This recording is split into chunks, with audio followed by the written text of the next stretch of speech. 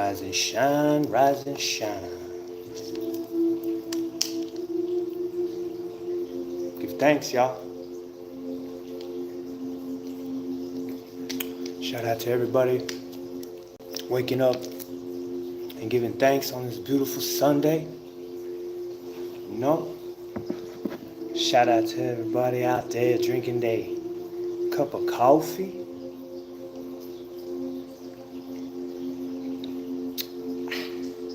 Gotta love it. Gotta love it. It's just so beautiful, so soothing on the lips, you know? Shout out to everybody out there doing what you can do to stay out of trouble. Shout out to everybody out there taking care of their business, taking care of their loved ones, loving their wife, loving their husband, loving their kids. Shout out to everybody out there in the spirit of love. That's what I call it. Shout out to everybody out there in the spirit of love. Today I'm going to talk to, I want to speak to the minds of the great minds that know how to create AIs and the great minds that know how to create rockets and vaccines, cures, great minds that know how to build skyscrapers, make blueprints about skyscrapers and make blueprints of mansions and ships, cruise ships. Great minds like Nikola Tesla and Einstein. Great minds like the so-called great Elon Musk. Amazing minds. I'm talking, I wish I could sit amongst the most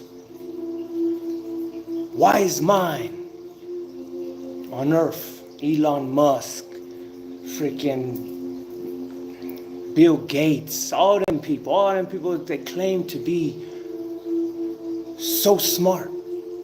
Wish I could sit right there in their presence. Because wise minds,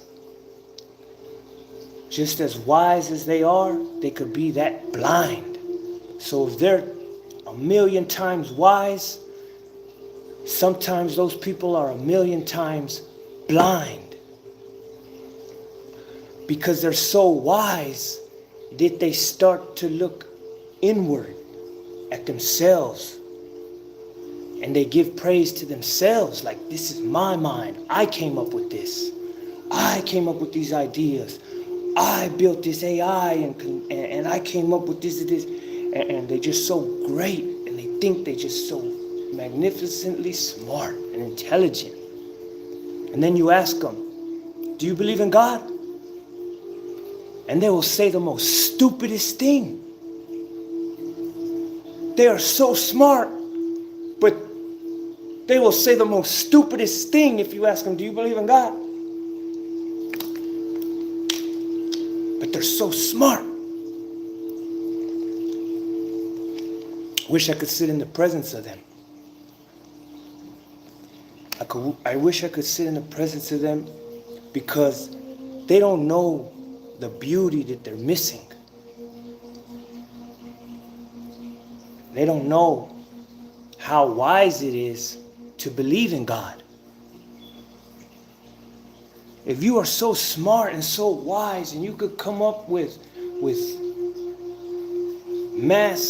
weapons of mass destruction and you could come up with bombs that could just destroy cities within seconds and gas in the air that could kill people within seconds, but you can't come up with a gas that'll purify this air. So wise. But your focus is on destruction. You dedicate your wise mind to create these magnificent creations of destruction. Like, that's where your time and your money billions of dollars instead of building a bomb that explodes a gas that purifies the air. You want to create and dedicate your time, money, and mind and knowledge, wicked knowledge, to a bomb that explodes, a gas that kills billions of children, women, animal life, plant life. Like, you are so great at your destruction, so magnificent. I applaud you for your wickedness.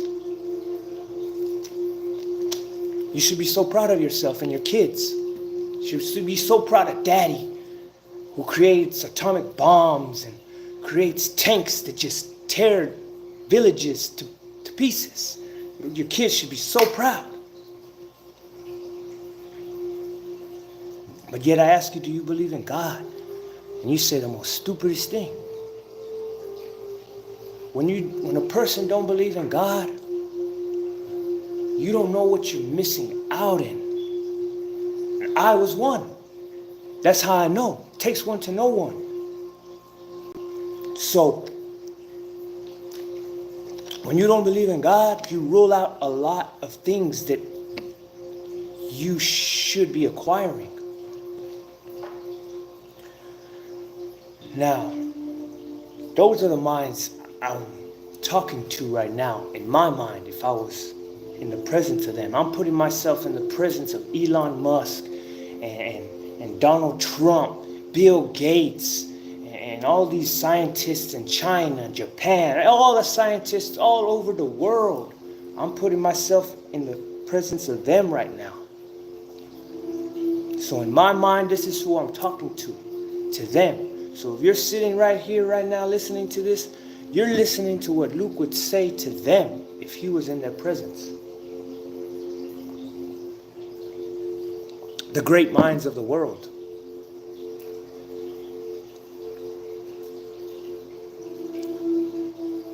Okay. And the reason why I'm getting into this is because I'm going to explain to the world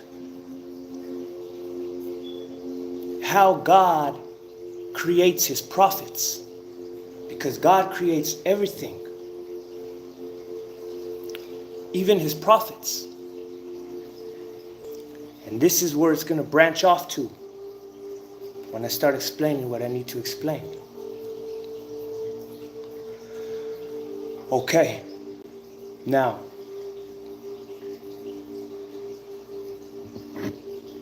everything has a creator. This cup did not create itself. This ring did not create itself. Someone created this bottle, someone created this top, someone created this book, someone created these toenail things, someone created this, someone created this shirt, someone created these bracelets, someone created these glasses, someone created this table I'm sitting on, this house I'm in. Whatever you look like, don't matter. Go look at anything in your house. Someone created that. The car you're driving. Whatever. Go. There's someone behind everything. Who is it? I don't know. Are you ever going to tell me who created this top? Probably never know. Someone did though. But does it really matter because it's here? Someone created it. It's here. Everything you look at, go. It didn't just get here. And in the process, they want to bring in evolution, but they're so blind to see that you have not discovered that there's no God. You have discovered the magnificent power and the ingredients and recipe that God uses to create everything out of nothing. The power of God. Not that he does not exist, but that the power, the recipe, the design, science is not the thing that's proof that God does not exist. Science is the proof that you have discovered the design of how it all works. The DNA and the energy. And that's just the design that God is using to do all this.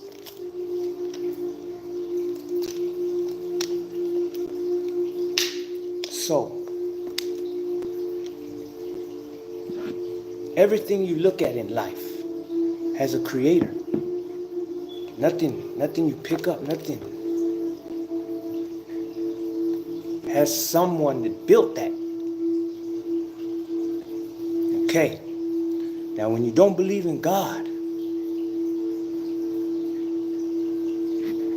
a creator, whatever you want to call it, Allah, whatever, so many names for me. I could go to many cities and it's a different name, but it's the same person. Like I say, the water. You could go to France, you could go to Italy, you could go to Germany, Japan, China, Mexico, Russia, and they're going to have a million names for what's inside this bottle. But at the end of the day, it's the same thing. They're just calling it something different. Now, when you rule out the fact that there's no God, you rule out the fact that you have no purpose. You rule out the fact you have no purpose. You will never find your true purpose. Why? Because everything that was created has a purpose. This handle to hold the cup to hold the liquid, the cap to close the liquid, the book, you close it, this is made so it can open it and close. Down to this, to a tree. What is the purpose of this stem? To hold it. What is the purpose of this vase? To hold it. What is the purpose of the leaves? To make it give its beauty or fruits. What is the purpose of that fan? To give air. What is the purpose of the sun? To give its light. What is the purpose of this chair I'm sitting on? To let me sit on it. Everything has a purpose, down to a honeybee. If they kill all the honeybees, we'll all die. Because even the bees have a purpose. What is the purpose of water? Everything has a purpose.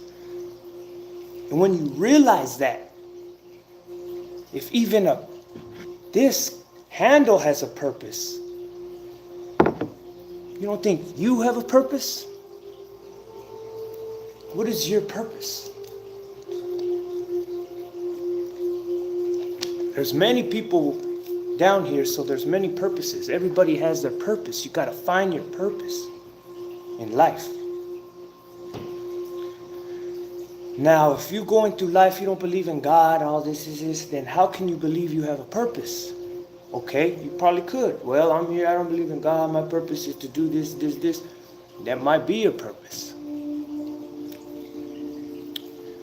But if you gotten this far without God, just imagine how far you could get with Him. Now, when you look at life and you see everything has a purpose, when you really open your eyes, the steering wheel on your car has a purpose. The brakes, the reverse thing, the windows, the door, like everything, go anywhere. Everything you will see, its purpose for everything. And then when you look within yourself, you will find your purpose. Some people's purpose is to just be a good person. That's the main thing. That's everybody's purpose. Everybody's purpose is to be a good person, because when you do your purpose, when you find your purpose and you do it, it leads you in the right direction of everything, everyone, and everywhere. But when you don't know your purpose and you're not being a good person, you're going to make the wrong decisions and you're going to wind up in the wrong places. You're going to meet the wrong people, the wrong places, the wrong everything, because you're going down the wrong way. So it's going to lead you in the wrong direction of everything, until you find your true purpose. Your true purpose is to be a good person. And when you be a good person, you're not going to feel comfortable around people who are not good people.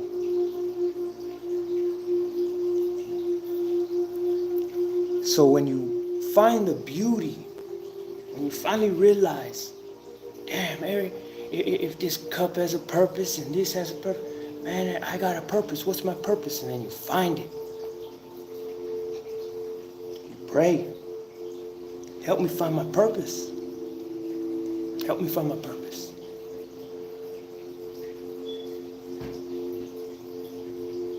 And there's people that don't believe in the energies of the earth.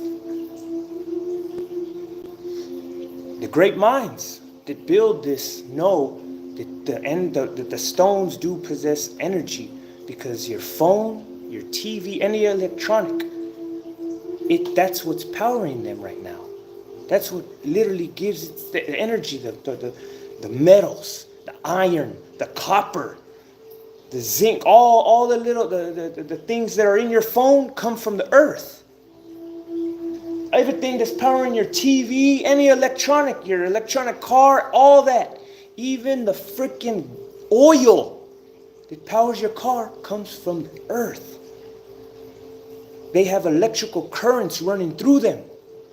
People look at a stone and they think it's just a stone, but they don't know that if you know how to use it, you can extract energy from it. That's what makes the phones work.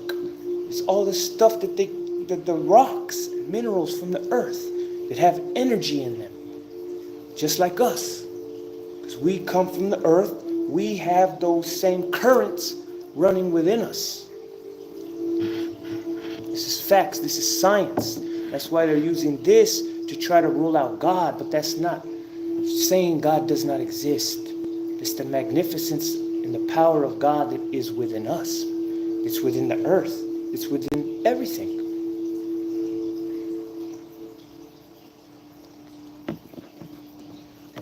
Now,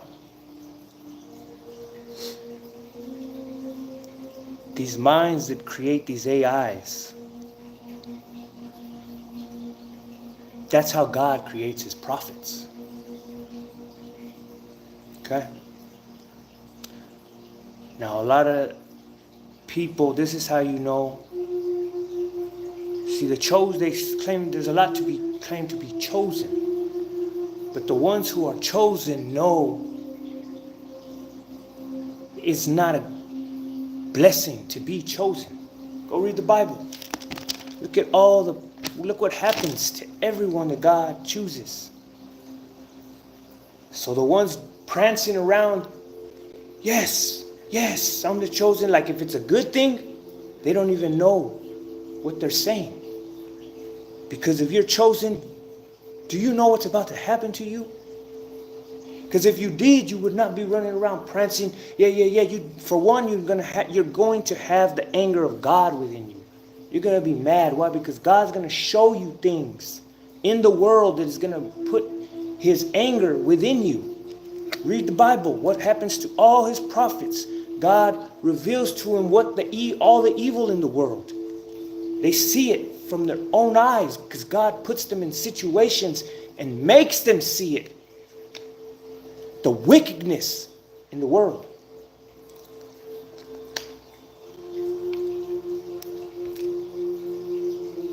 The fate of a prophet ain't nothing to be happy about.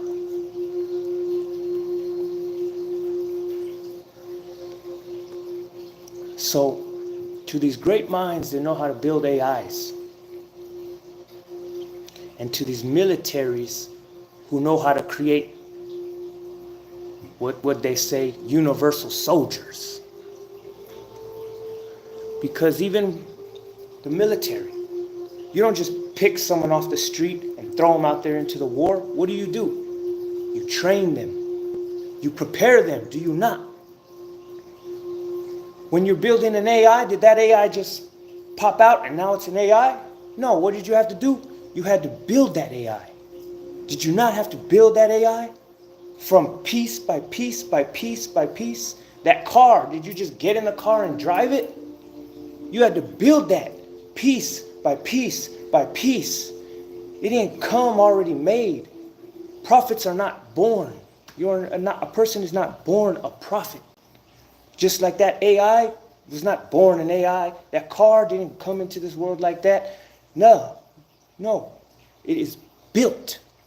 God builds his prophets and his chosen by what he puts them through the flames.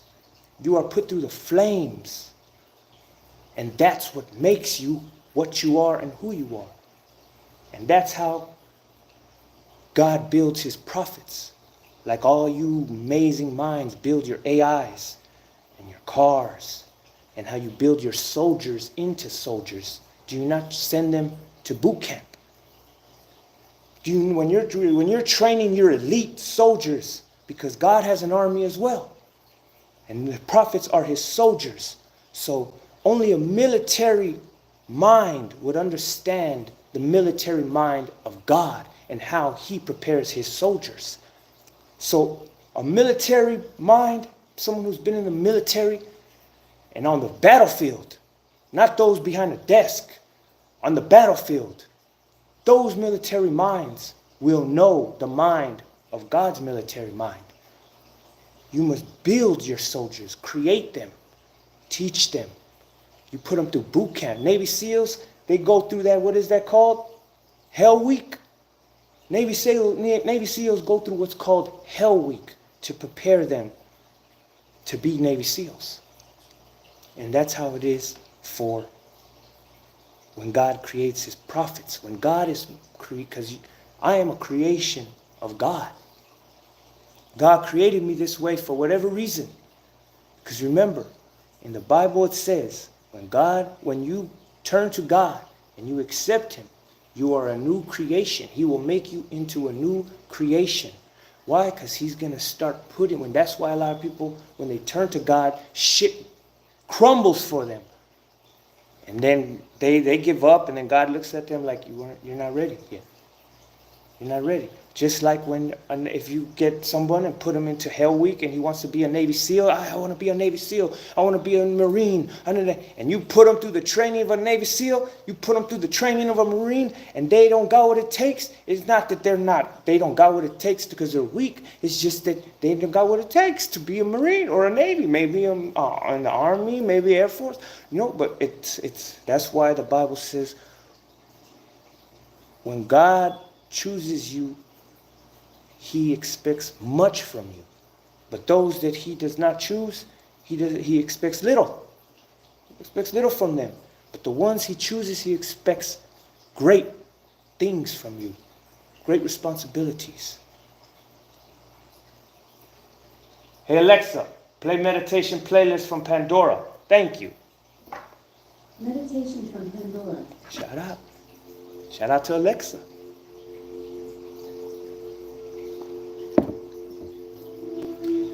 That's how it goes. That's what people need to sit and realize, that people are not born prophets. 9 times out of 10, you don't want to be one.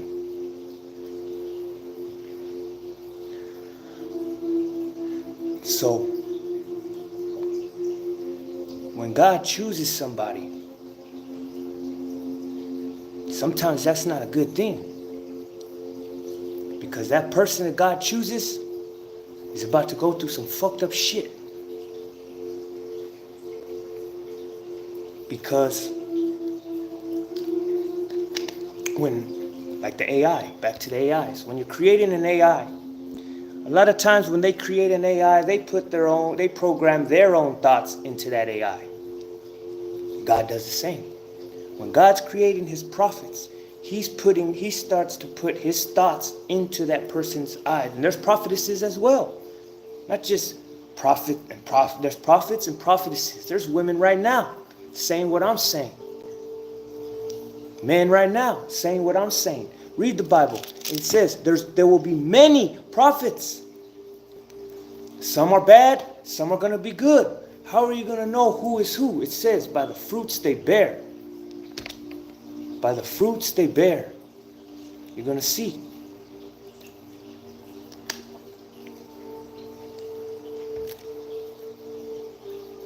People will look at me. And that's when I realized, when I got out of prison, gave my life to God, everywhere I went, due to my appearance, I was being judged. And I knew right away, if everything has a purpose, and I used to ask God, what is my purpose? What's it? Everything has a purpose, Luke. What do you think those tattoos, if I did that to you, what do you think my purpose was?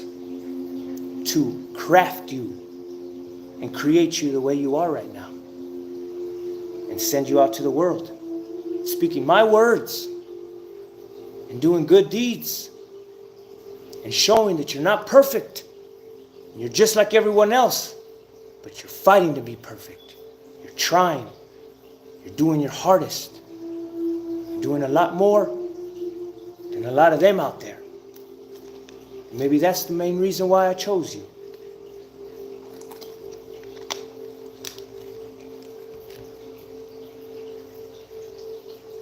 Because we're in a time where it's judgment. As you judge, you shall be judged. So God is crafting certain individuals all over and sending them out. Now Luke shows up anywhere I go. They're going to judge me due to my appearance. But those who don't judge due to my appearance, they quickly see this guy's pretty all right. This guy motherfucker, he all right. Little thrown off, this motherfucker all right. Because when you're around me, you ain't got to worry. You could leave your wallet there. I don't look like that, do I? You're going to judge. A lot of people don't realize if they were in a dark alley, they would want me by their side.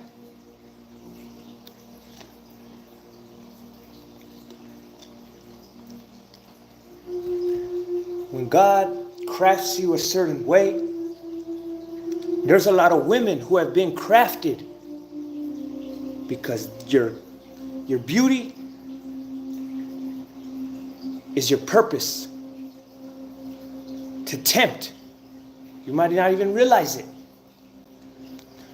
Because when God chooses you, He has to test you. You have to test. It's like say you're going through life. When God chooses you, you have a test this big. You're not going to get all the questions right.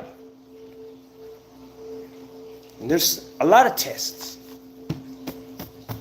And you're not going to pass them all. Why aren't you going to pass them all? Because sometimes the true gold that you need to acquire is what you learn when you fail the test. That's where the true knowledge is at sometimes. In some tests. Just like when you're playing a video game and you have to fail that stage. It's like programmed for you to fail that stage for whatever reason. Sometimes God puts something in front of you because you have to fail it. Because when you do, you're going to learn something very valuable. Very valuable when you fail that test. But God also sees how hard you tried not to. Because there's some tests in life when God chooses you that you're going to fail. But it's not that you fail. It's how you failed and how hard you tried not to fail. Because God sees everything, even the effort. Because there's some tests that come in front of you. When you're chosen, you're going to be tested. You have to be. You have to be. That's why in Jewish tradition, in order for you to be a minister and do a ministry, you had to be married. People say, why? Because you have to prove you're loyal. You have to prove you're not an adulterer. It's easy to be single. Easy. Everyone's doing it. That's where all the freedom's at. It's easy to be single. There's nothing magnificent about it. You're not accomplishing nothing. When you put a ring on your finger and you devote yourself to someone, and the temptations come, God sees men and women who have that ring on their finger. God sees the fight within you when the devil starts tempting you. Because it's going to come. There's no escaping it. But it's a purpose. Everything has a purpose. And even that has a purpose.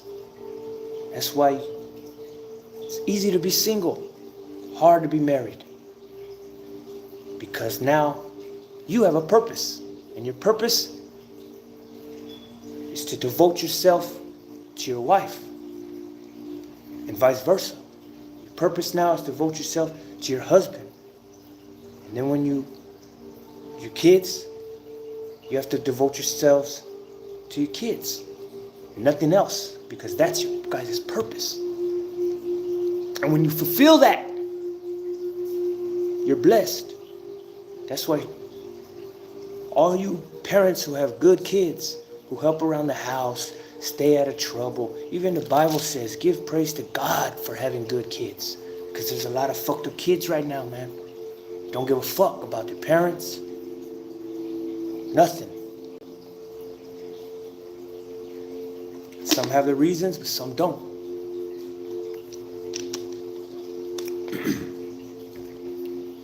Now,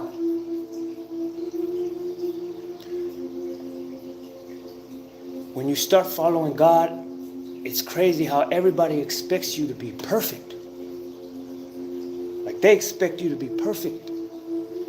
So if you're married in this world that you're living in, that means, and if you know the world how I know the world, that means anyone who's married has to walk out there in that world looking down. What type of life is that? Let those with ears hear. Anyone who's married knows that when you go out there, if you really want to be all the way with God, you need to walk out and look straight down at the ground 24/7 when you walk out that door. Because that's how it's crafted out there now. Men and women go out there, they got to look down. If not, people are going to say they're looking around.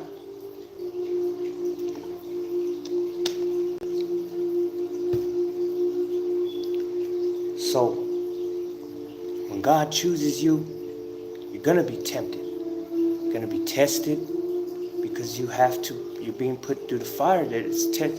Well, that's why God says, that's why the Bible says God tests your heart. Where your heart at? Where your heart at? Is it in your heart to do that? It's in our heart everyone's heart to do wrong. But it's in everyone's heart to do good as well.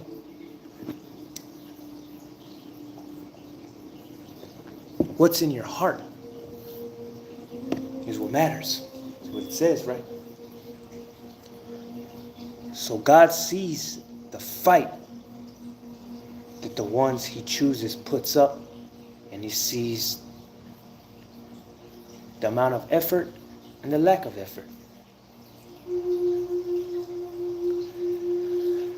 Now people, I claim to be what I say I is. They're going to be like, oh, judged through my appearance, my past, all that. But if everything has a purpose, even my past had a purpose. Even my past had a purpose. What people don't understand is what you go through in life is what molds your mind frame a lot of the times. So what God puts, the ones he decides through the flames, that's why they come out the flames with the mind they have, because of all they went through. And outlook that it gave them, and the mind frame, and the understanding. When everybody, and this is how you know this is truth, because this is whether you believe in God or not. This is how it is. When you go through something, you learn from it.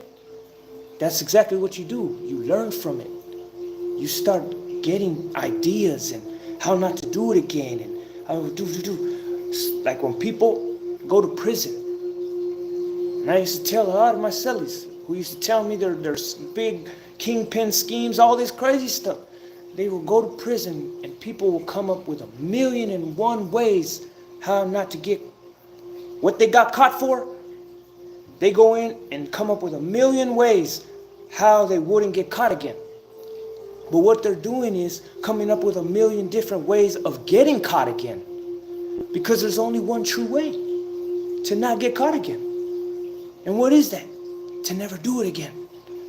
That's the only way. Because if you're coming up with, oh, if I would have done this, if I would have done that, if I would have done this, if I would have done that. No, if you wouldn't have done any of that, none of this would have ever happened.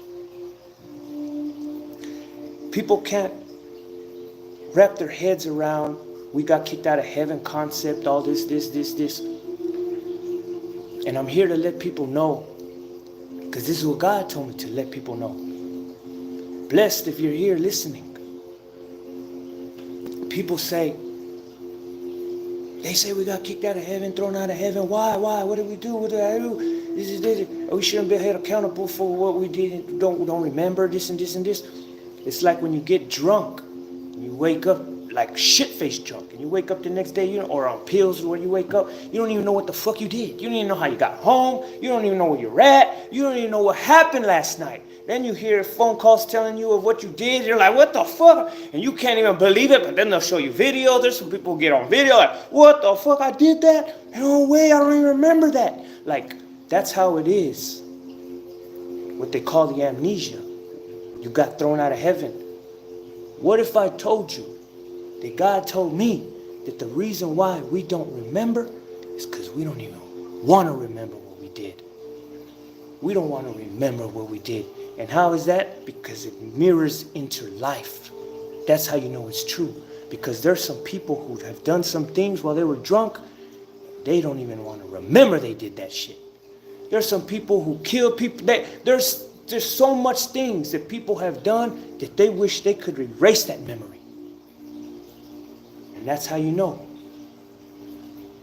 And he also told me to let everyone know that what you're doing down here on earth, because as above, so below, what you're doing down here on earth, you were doing up there, but 100 times greater. Now you go and tell them that. What you're doing down here on earth is what you were doing up there, but 100 times greater. And that's why you were thrown out.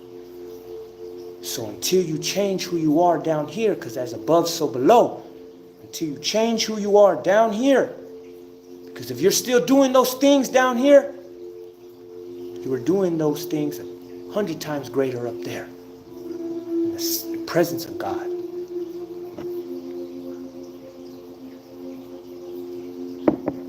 And that's why you don't even want to remember. It's a blessing. God said, you tell them it's a blessing that they don't remember why I threw them out. None of y'all. Even you, Luke. It's a blessing you don't remember why I threw your ass out.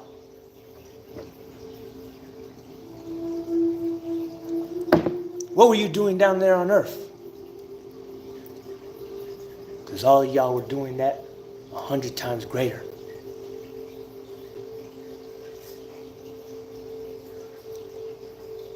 So yeah, that's true, then there's a lot of people who ain't gonna even want to remember what they were doing. And that's why it's been erased. Until we prove that we're not like that no more.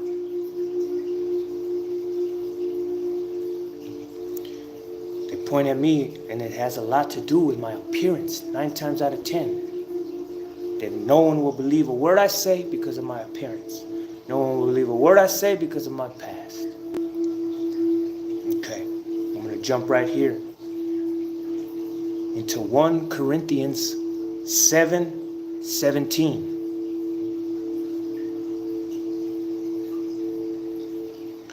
Only everyone should live as the Lord has assigned, just as God called each one. I give this order in all the churches. That's 1 Corinthians 7:17.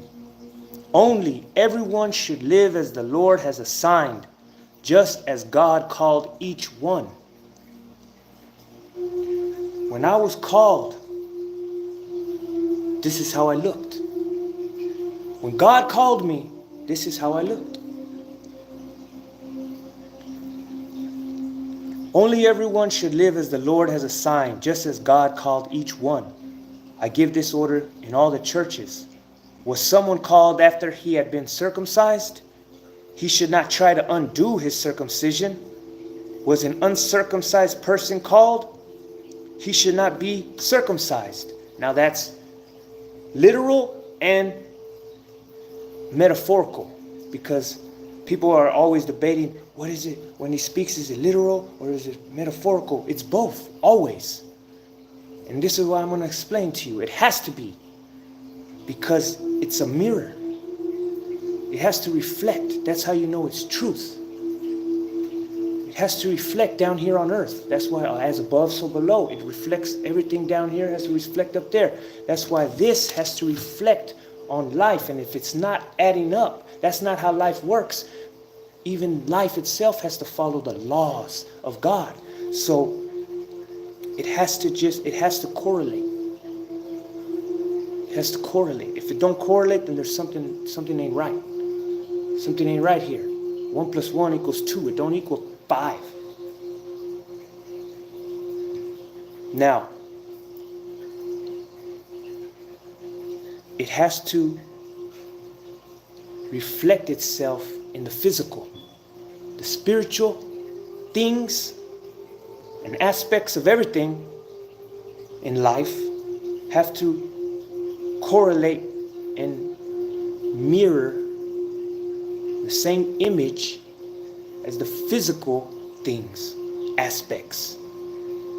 The physical and spiritual have to correlate, and that's how you know it's truth, because it fits. When it fits perfect, it fits perfect.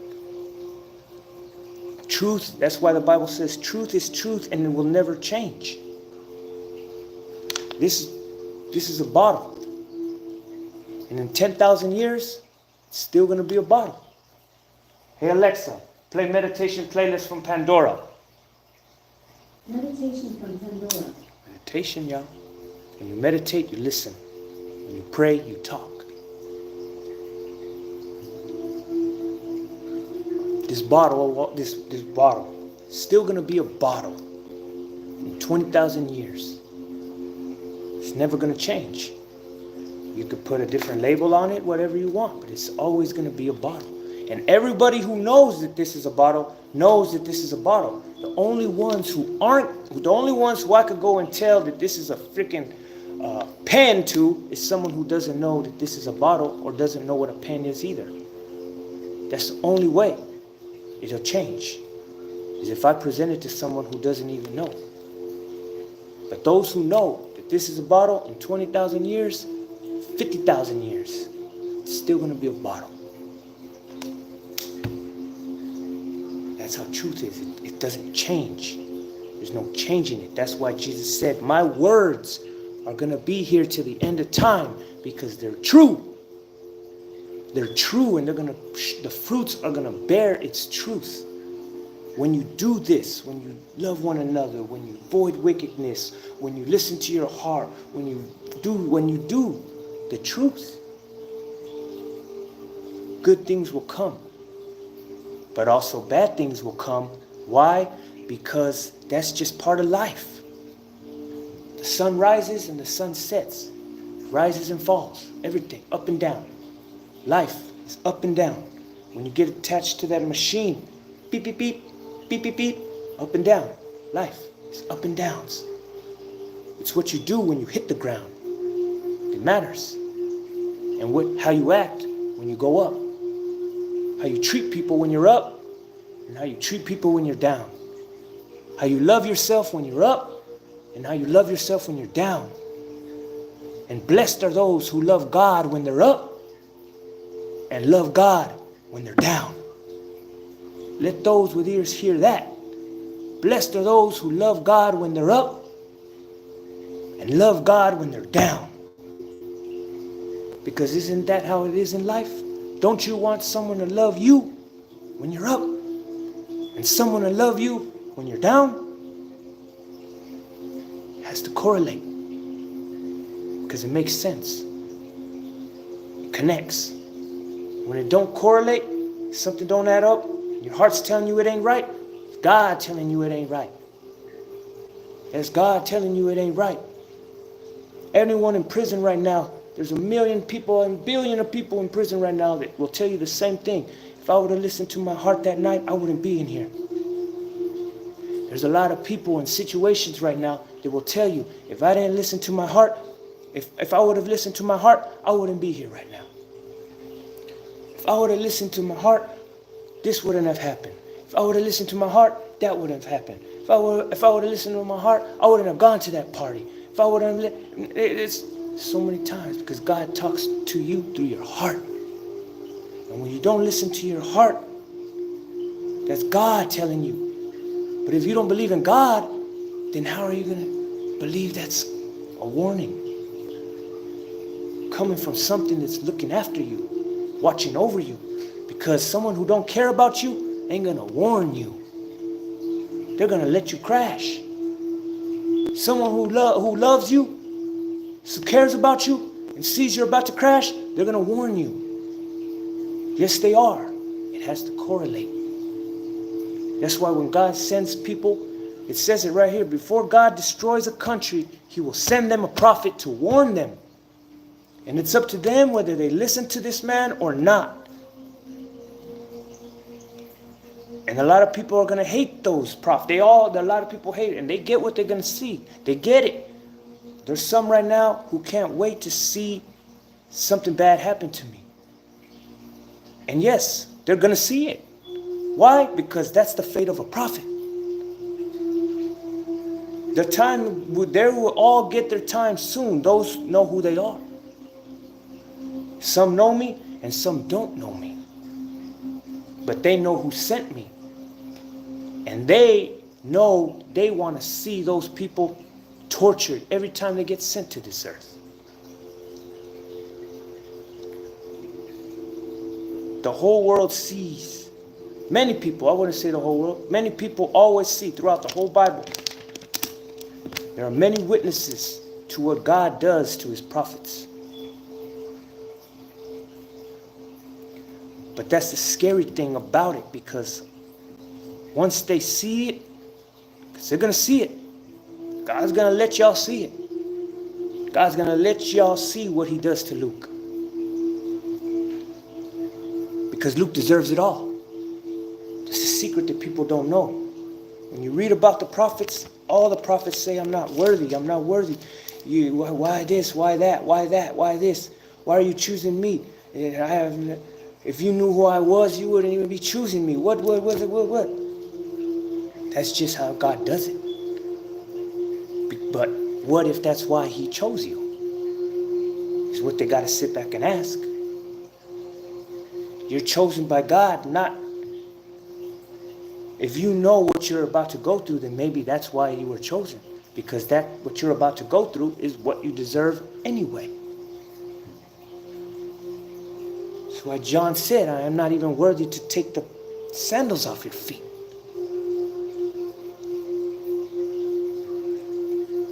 Sometimes that is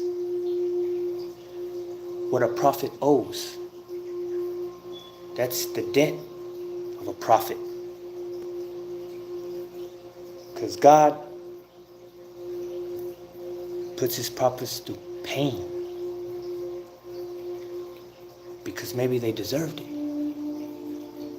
But the prophet always lets the people know, I'm fucked up. That's why they're always asking, why are you choosing me? Why me? But then that's why God said, because you deserve what you're about to go through. But the beauty of it is, so do they. So I'm warning not just you, but them as well through you.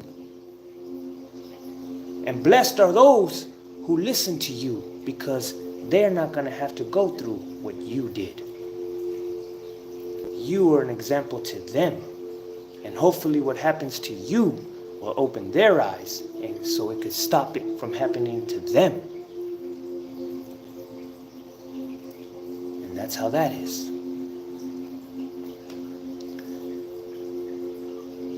And that's why it's so scary. Because when it happens, and I'm not going to be here for no one to talk to me no more and ask me about this. They're going to have to go back and listen to all the warnings. Because then you're going to know. Just like it was. That's how it plays out. They don't know until they see God do what God does to that prophet. And then they know, well, then everything that he said is about to happen then. And that's when it gets real. It's when it's all on them.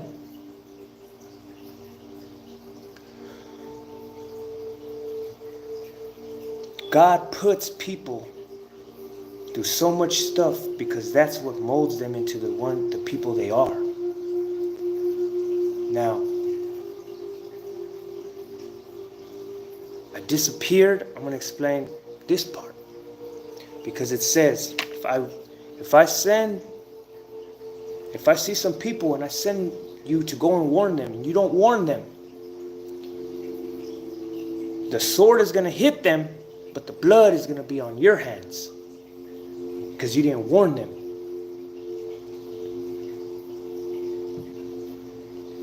So I sat with that for a while, for some months, off and on, coming on, live, off and on. I'll explain to you all this word. So I told myself, I say, okay, so that means that if I warn these people and they don't listen to me, they're going to be hit with the sword, but I'm going to be saved. But if I don't warn them, they're going to be hit with the sword, but it's not going to be their fault because I didn't warn them. So it's going to be my fault, and I'm going to be punished.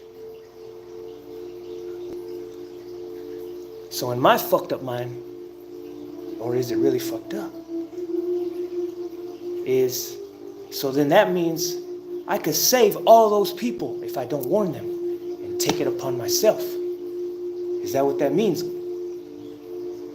If I warn these people and they do not listen to me, God, you're going to strike them, but you're going to save me. But if I don't warn all those millions of people, you will hit them with the sword, but they will be forgiven. But you're going to punish me because I knew I should have warned them. But in my mind, I knew if I warned them, they're not going to listen anyway, so they're not going to be saved. So the only way I can save them is to not warn them and let it happen so that it befalls on me. Because all the other prophets, they did it to save themselves. And in the end, they were never saved anyway. Temporarily. Because what you go through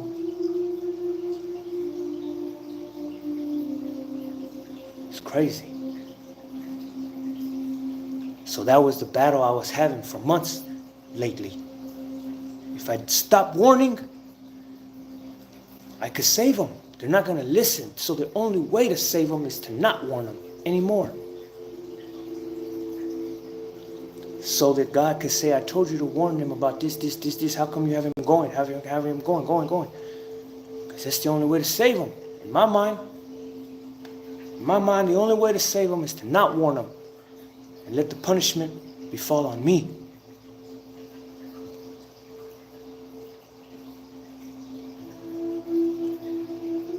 shit went to shit. And God showed me, you don't want to do that. You don't want to do that. And here I am, because I realized I don't want to do that.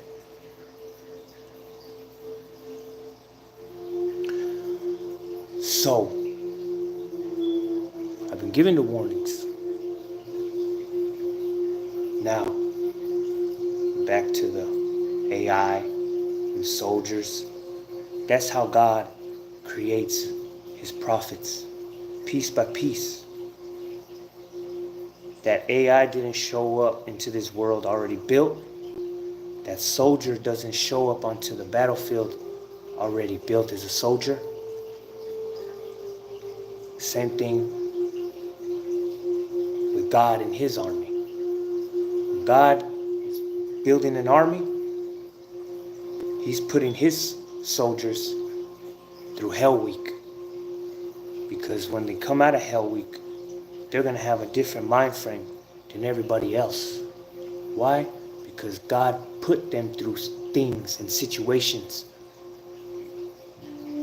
different from everybody else, which gave them a mind frame different from everyone else. God put them, this person goes through something, God will put the ones he chooses through that situation, but it's 10 times worse, so that they can have 10 times greater understanding of that situation and 10 times greater ways of avoiding that situation. That's how God teaches the ones he chooses, the ones he gets by the hand and says, walk with me. Puts them through this, puts them through that, shows them this. People do this to them, people do this to them, and they get the mind frame. But while this is all doing it, it's like it's a grinding machine. Think of it as a grinding machine. Or people that play football and the coach says, okay, a bunch of people line up on the left, a bunch of people line up on the right. Okay, Luke, here you go. Get the ball, run through there. And everybody got to try to rip the ball from you and hit you, and you got to make it through that. The only people that have been through, played football know about that. You get that ball, you got to run through that to the left and right, and everybody hitting you, trying to get the ball, and you got to make it through that. Boom. That's how it is when God puts you through what he puts you through. He puts you through the grinder, not only to shred you and make you stronger, but to see what that grinder does to you, does to your heart. See what everything you go through.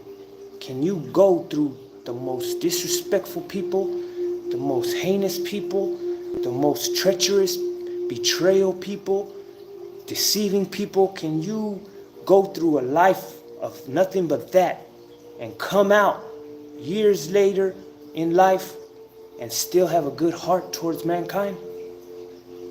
Because that's the only way you are going to be worthy of Jesus and the holiness, is if you can be put through the shit with the whole world and still love the world.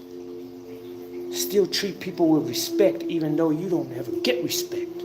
Still treat people with loyalty even though you don't get no loyalty. Treat people with speak with honesty even though you know you ain't getting spoke to with no honesty. Be fair even though you know everyone around you ain't being fair. And going through years and years and years and years of being the underdog, years and years and years of being the black sheep, or being years and years and years about being the one who shunned for doing good, are you still going to do good when you realize no one wants to be around you because they're not like you? Are you still going to be a good person because you're surrounded a bunch of people who are not? Are you going to let this world turn you into them? That's another test of the heart, to see what this world does to your heart. You're going to let it corrupt it, or you're going to keep it strong and full of love and forgiveness That don't mean you keep going into the presence of people to do you wrong. Because God will reveal to you, stay away from those places. Stay away from those people. God gonna tell you in your heart. When you don't listen to your heart, what comes with it is what you asked for. Whether you want to accept that or not. Listen to your heart. God speak when your heart's telling you something. It's God telling you something. So if your heart is telling you to name your child something, name your child that. Because when it said, you will name your son Jesus, you will name your son John, you will name, what if they didn't do that? What do you think would have happened then if Mary didn't name Jesus Jesus? Went against her heart, went against God. What do you think would have happened? The whole story would have changed. Would it have not? Just by the simple fact of a name. People don't understand that. What if Mary did not name Jesus Jesus? Just by that alone. Not naming him a name. The name given to that woman, she didn't give that child a name. Everything would have changed. Gotta ask yourself that. It's a question that makes you say, what would have happened if Mary didn't listen and didn't name the child Jesus? What would have happened if Elizabeth didn't listen and didn't name John John?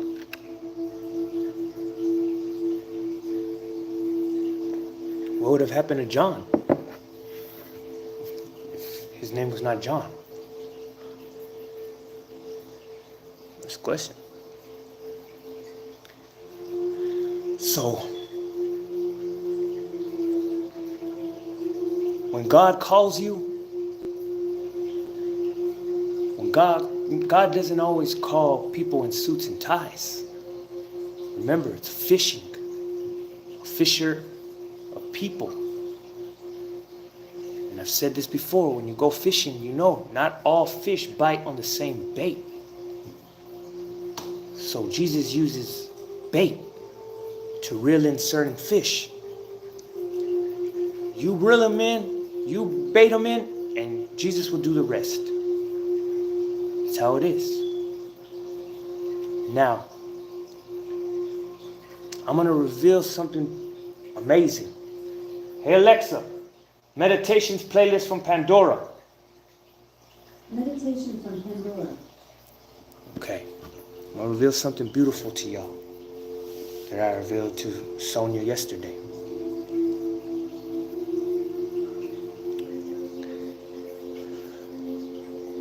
If everything is God's plan, and when you read the Bible and how, if you see my other videos, you see where I've showed that Jesus chose Mary to be the greatest. Just like Elijah chose Elisha to be the greatest. And all the other prophets choose who they choose to be the greatest. Okay.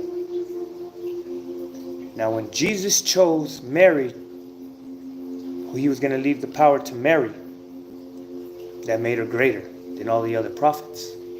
And she was a woman. And in those times, that was disrespectful to them. So that's why they tried to hide that truth away. Thousands of years before that, in the story of Elijah and Elisha, Elijah left everything, the power to Elisha. What makes you think they didn't change it? Because the way, when you read it, the way Elisha's speaking, that don't sound like how a man talks. Why would they change it? Ask yourselves, why? Why would they change it? Why would they try to make Elisha like a man? When Elijah left the power to Elisha, Jesus left it to Mary. Go read the other prophets. This is what I'm about to reveal.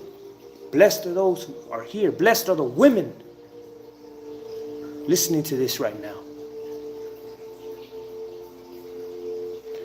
So if everything's God's plan, because even in the Bible where God tells Elijah, go over there to that city and anoint Elisha because she's going to surpass you. Now, everything is God's plan. So, if it was God's plan all along, it was God's plan all along to leave the power to Mary. Not Jesus's. Because remember, Jesus said, what I do is to the Father. I'm just doing the works of the Father. So it was in God's plan all along to leave the power to woman. People say, what are you talking about? What are you talking about? Travel back to Genesis, and he didn't punish Eve. He just made her feel pain, but he gave her the whole world and told her, you are a mother of all the living. So she is the queen. How does it correlate in the spiritual and physical? Not only does it correlate in the physical and spiritual, it correlates in the animal kingdom. The truth is always true. Remember that. It will never change. My name is Luke, and until the day I die, it's going to be Luke. It's not going to change unless I change it. But in God's eyes, you can't, because that's not that. My name's Luke. Can't change. The truth ain't not going to change. So where's my proof that God chooses women in the animal kingdom? Because it reflects. They all honor the queen. You wouldn't even be here if it wasn't for the queen. We wouldn't even be here if it wasn't for our mother. The mother of all the living. He said, cursed are you, man. You're going back to the ground. You're going back to the dirt, man. Where does it say Eve? Where does it say Eve? Where does it say, Eve, you are out of there, you fucked off? No, he says, because of, that's why in my song Revelation 17, I put that skit. Because of you, man. Cursed is the ground. That's what he said. Because of you, man. Cursed is the ground. Not because of Eve. Where does it say it? He says, you will yearn for your husband for all eternity. Why? Because that fool fucked up. But you've been forgiven. Woman was forgiven. Why was she forgiven? Because she was deceived. She didn't know no better. She was created out of love.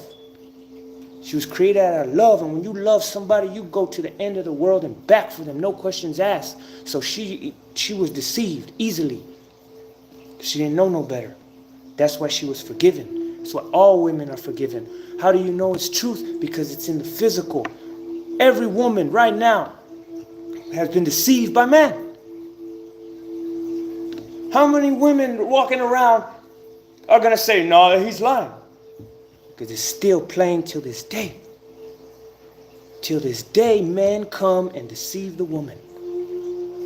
I don't want to spend the rest of my life with you. Let's have kids. And it was all lies. They were deceived. You're the only one I want. No. How many women can vouch? That's truth. And this was played back in ancient times. And that's how you know it's truth, because it's never going to change. If Jesus chose Mary, that wasn't Jesus. God chose Mary. God's plan all along was to leave it to Mary then. God's plan all along was to leave it to Elisha. God has chosen woman all along since the beginning. And it says it. You, man, are going back to the dirt. And you, woman, you're forgiven, but you're going to be missing your husband forever.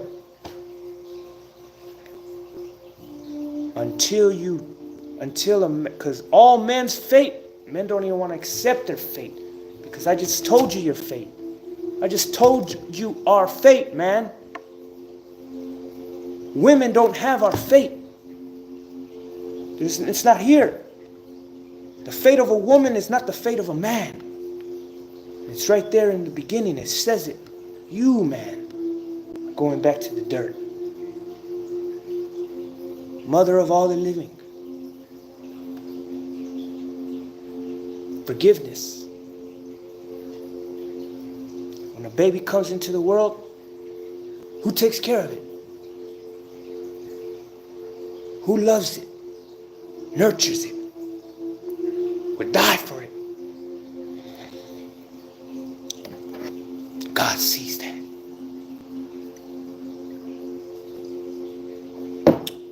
God sees that love. I'm telling you. So while God is seeing you, woman, taking care of your baby, breastfeeding, all this, and then he's looking at the man, like, come on now. God chooses women, mother of all the living.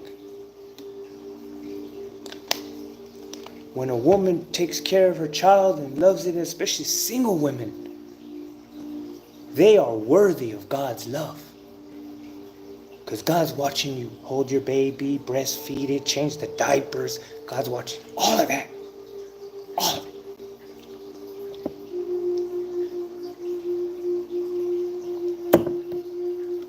And that's why it says, for much forgiveness comes much sacrifice.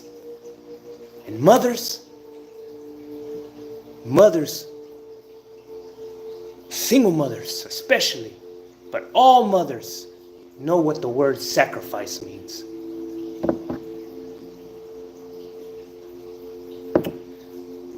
Because that's exactly what they do for their children. Men, what do they sacrifice for their children? That's why God blesses those who do, the fathers who do.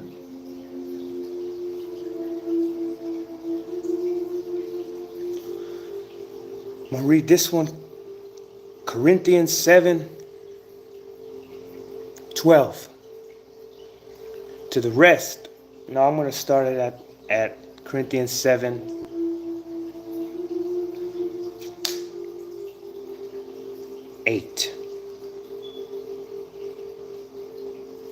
Now to the unmarried and to widows, I say, it is a good thing for them to remain as they are, as I do. But if they cannot exercise self-control, they should marry, for it is better to marry than to be on fire. To the married, however, I give this instruction, not I, but the Lord. A wife should not separate from her husband, and if she does separate, she must either remain single or become reconciled to her husband. And a husband should not divorce his wife. To the rest I say, not the Lord, if any brother has a wife who is an unbeliever, and she is willing to go on living with him, he should not divorce her, because that's a lot going on right now. Because I believe in God and you don't, they're separating. There's women right now who are leaving their husbands because he don't believe in God and she thinks she's doing the right. There's men leaving their wife because they don't believe in God. He thinks he's doing the right. This is right here saying you don't do that. Just because you're married to someone who is not a believer doesn't give you the authority to leave them. It explains why.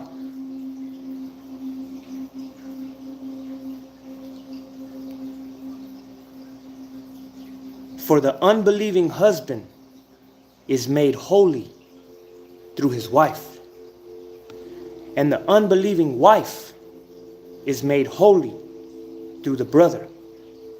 Otherwise, your children would be unclean, whereas in fact they are holy.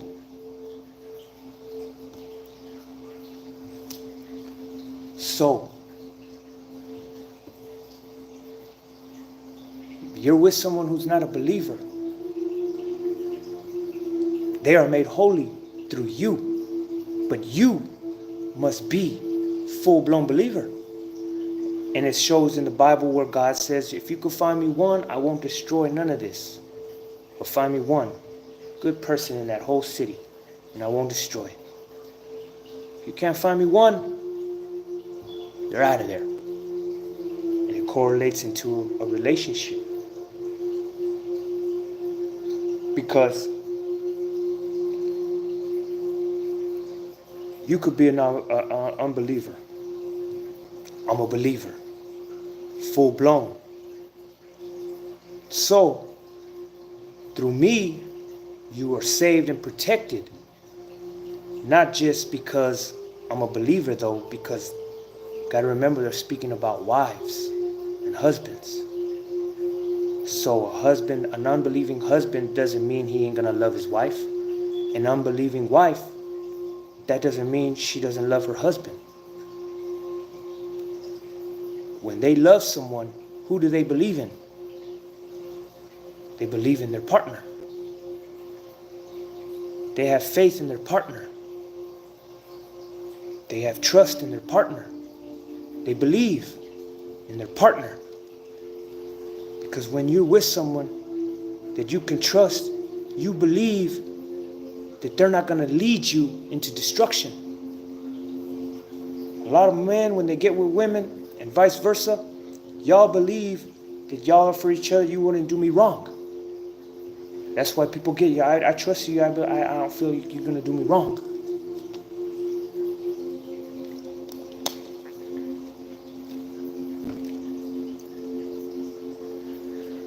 It gets deep. Now,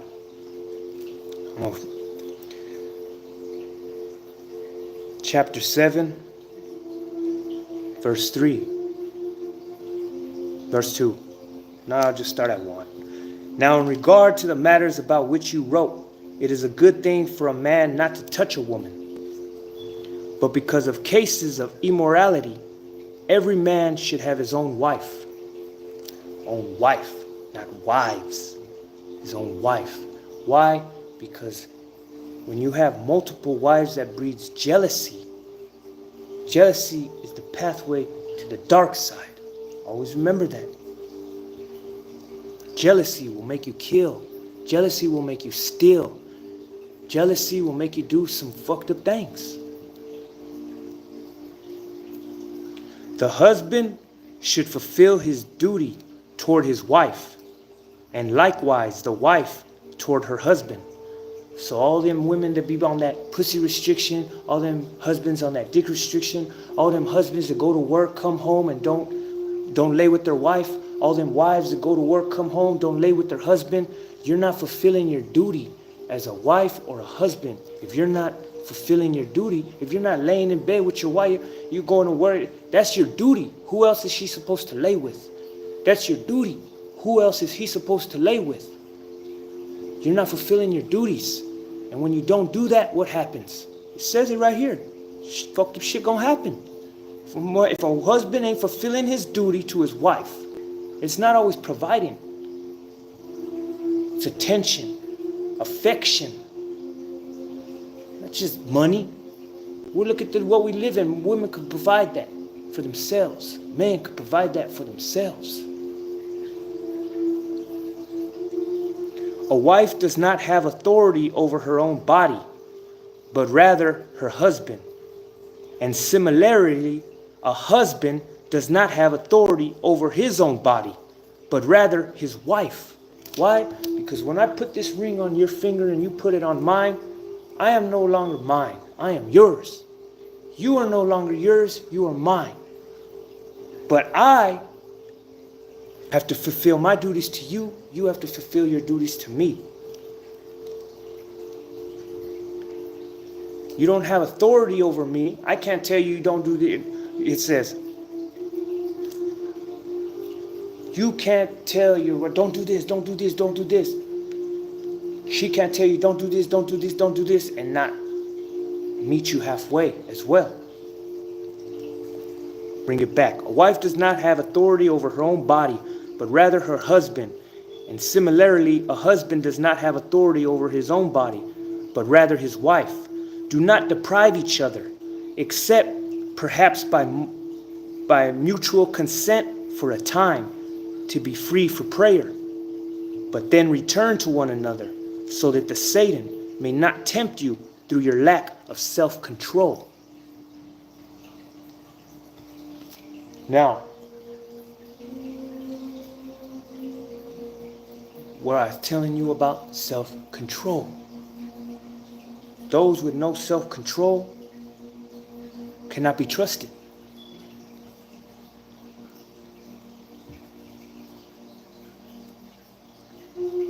This world has been crafted that when you go out there to that world, the temptation is out there. That's why in those times in New, you're going to have to go out there. You're going to be tempted.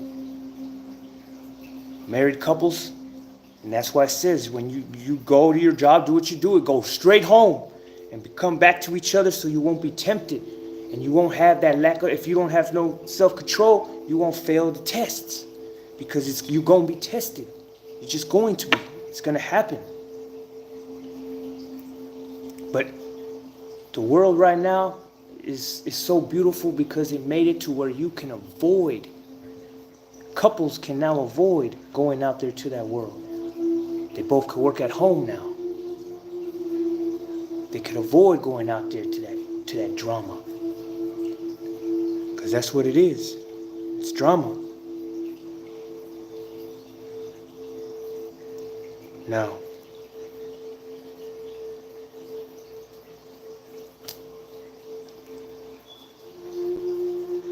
there's a part in there that says that if you're not married, you should not get married because God wants us to be happy. Okay, now, when people don't realize, and I'm not talking down on marriage, because I'm married, but it's truth, what I'm about to say. That's why I say it, because it's truth, and it sometimes gets people mad, but it's what it is. What people don't understand is the only people that wore rings back in the day were slaves. And the type of ring you had, your slave master had that ring. That's how they knew who you belonged to. So likewise, when you get married, that's what you do. You become each other's slave, whether you realize it or not. It's truth. It's truth. You become each other's slave. Because now you can't go out where you want to go out. You can't talk to who you want to talk to. You can't do the things you used to. You have to give up a lot. You become to this person now. And vice versa. That person becomes a slave to you. Hey Alexa, play Meditations playlist from Pandora. Meditation from Pandora. And this is where it becomes wrong. Why that becomes wrong. Because when I put a ring on you and you put a ring on me, what are you saying? You're saying, I'm yours and you're mine. But what you got, that's why I said, it is a good thing for a man not to touch a woman. But because of cases of immorality, every man should have his own wife. Okay, now,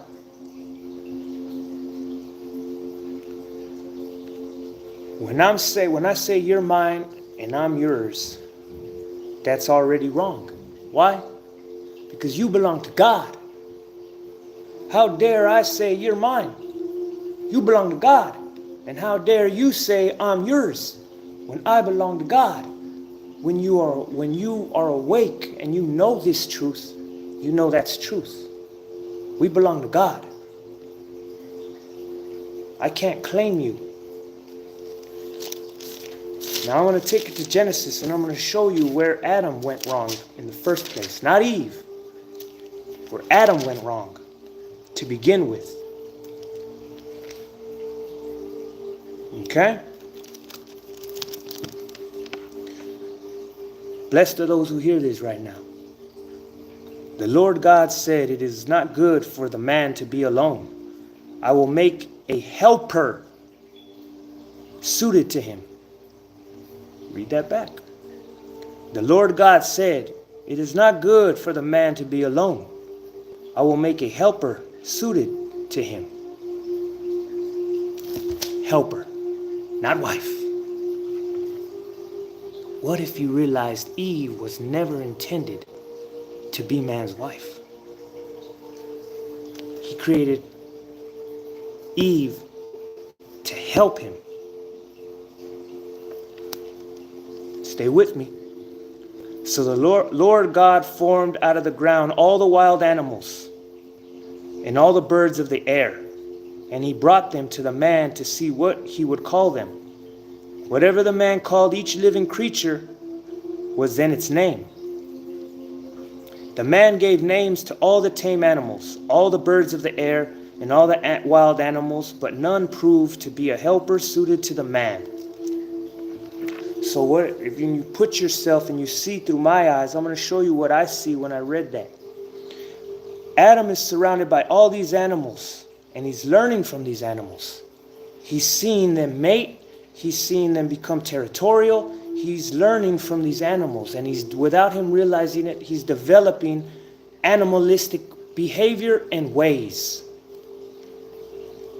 That's what's happening right there.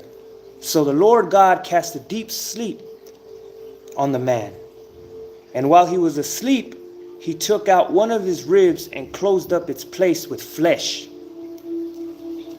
Okay, so if God created man from the dirt and breathed life into man, and then he took from man the rib, does it say what happened? He created that rib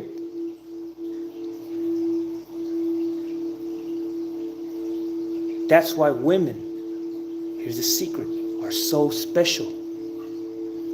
Because what did God mix that rib with?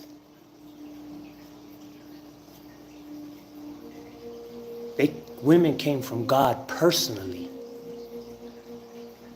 Women, God took from man and then took from himself something that man didn't have and made Eve, which made Eve powerful, amazing, because women have a bigger part of God in them than man. Because women literally came from God and man came from the dirt. That's why he said, where you came, you will go back. Women came from God. Women, that's why they say women are goddesses. That's why in the animal kingdom, they honor the woman. Because they have a bigger essence of God within them. How? They give life. Men don't. Men don't give life. Men can't have no baby. Women have that power because they have the greatest essence of God within them. Like I say, if everything was God's plan, then it was God's plan all along to leave the power to Mary in the first place.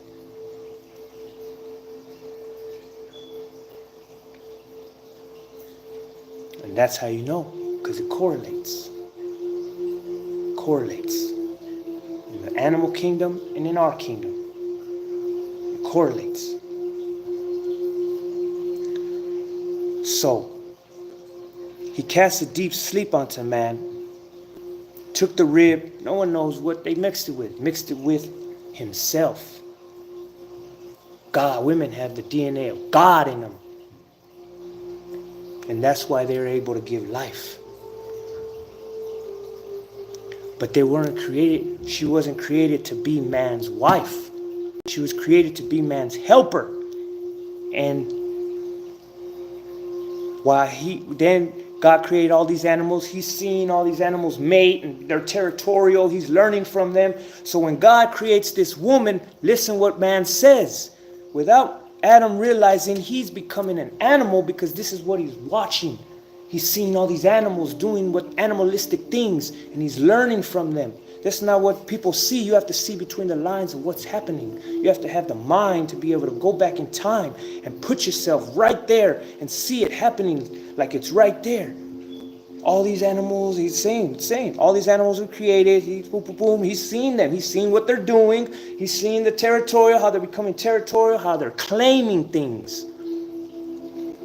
Then the Lord God then built the rib that he had taken from the man and from himself into a woman. When he brought her to the man said, "This one at last is bone of my bones and flesh of my flesh. This one shall be called woman, for out of man this one has been taken." So right away, and it happened. How do you know it's truth? Because it happens till this day. That's how you know it's true.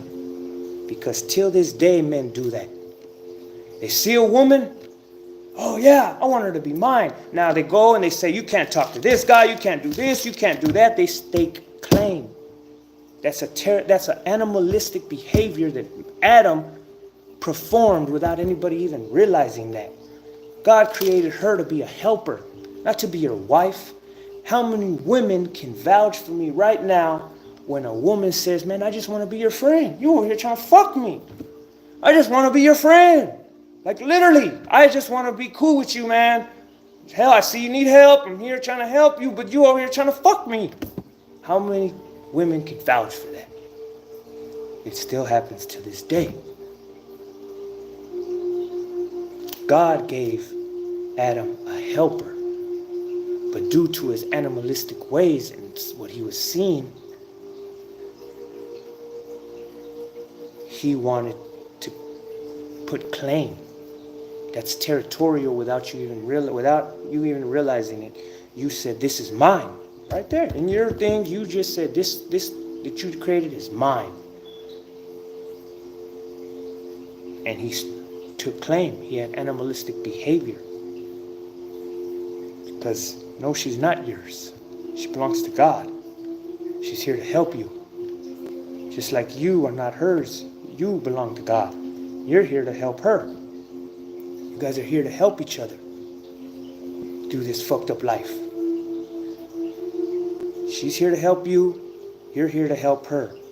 It correlates. If it was God's plan all along for Jesus to leave the power to Mary, that's why she called him the teacher.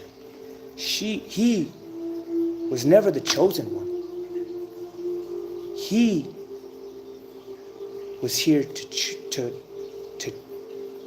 give the chosen one, to tell the chosen one who she was. Because if it was God's plan all along to leave it to Mary, Jesus' plan, it was God's plan.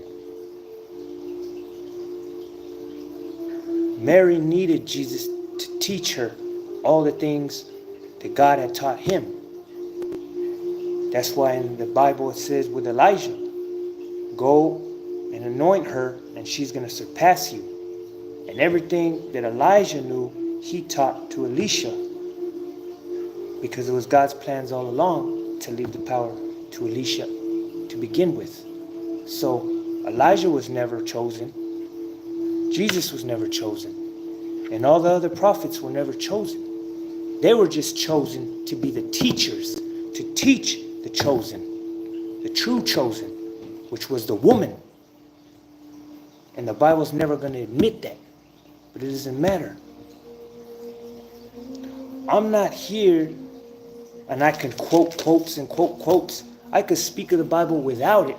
It's not my job to know what I'm talking about. I'm not here for the people that don't know what I'm talking about. I'm here for the people that know what I'm talking about. What I speak, y'all should already know, because y'all been studying this for fucking centuries, for years. Everything that I speak of, you should already know about. All the people in charge of this thing right here, when I speak, they should already know be able to know what I'm talking about. They should be able to go and find it, be able to find it. I don't need to find it.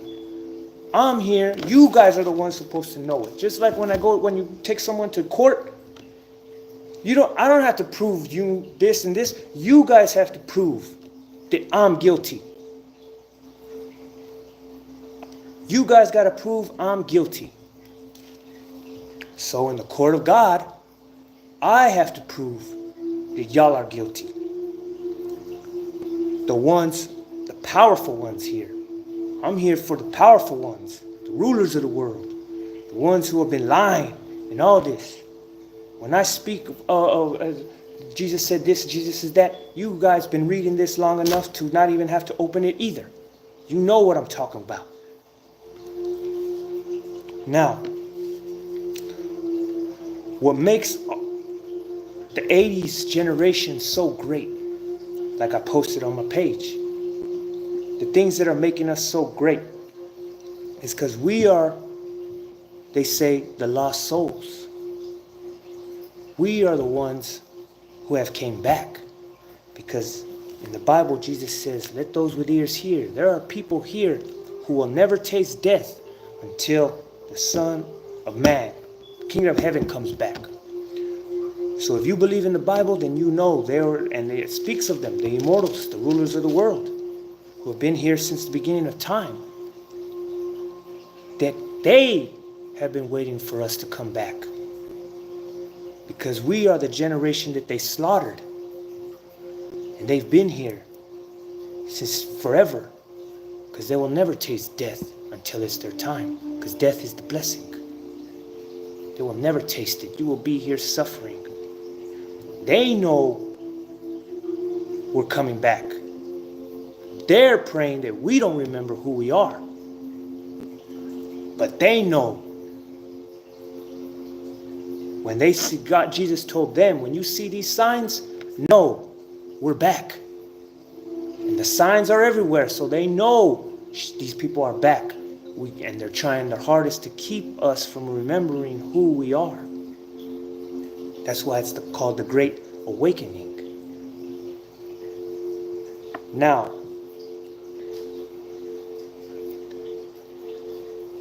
they see the signs. They know this generation is back. How do they know this generation is back? Why is it the 80s babies, they say? Why is it the 80s babies? This. Because the 80s babies are the babies of the rebels in the 60s and 70s, things like that. That generation. We are the children of that generation. And that generation was open-minded. Now, how do the rulers of the world know that it's us? Because we are the only generation that rejected this. Since they put this together, all the people they give it, they accept it without asking any questions. Without asking any questions. Our parents followed it. Their parents followed it. They didn't ask no questions. Our generation comes in. We start questioning this. Hey, this don't add up. This don't add up. What the hell? It contradicts itself. Whoa. Okay, remember what they say. When you pick up this Bible and you start reading it, you're not you anymore. You're in the spirit. You're in your old spirit now. So when you pick up this, I pick up this, I'm not even Luke anymore. You're in the spirit, it says. Your old you, your subconscious, that's why they don't want this generation to read it. Because if we're the lost souls, then that's why we don't want to read it. Because something inside us, our spirit, something inside us is telling us, hold on, something ain't right here. The other generations before us didn't see it because they weren't the spirits. The old spirits are within us. They're within us. That's why if our spirits were here when this was written, then that's why we're not going to accept it. Because we know there's some things in here that aren't supposed to be in here. Give it to me. Don't question the Bible. No, hold on. Give it back to me. Now that I know who I am, give it back to me. And then when you read it, You're going to be in the spirit. You're not even going to be you no more. And it takes time.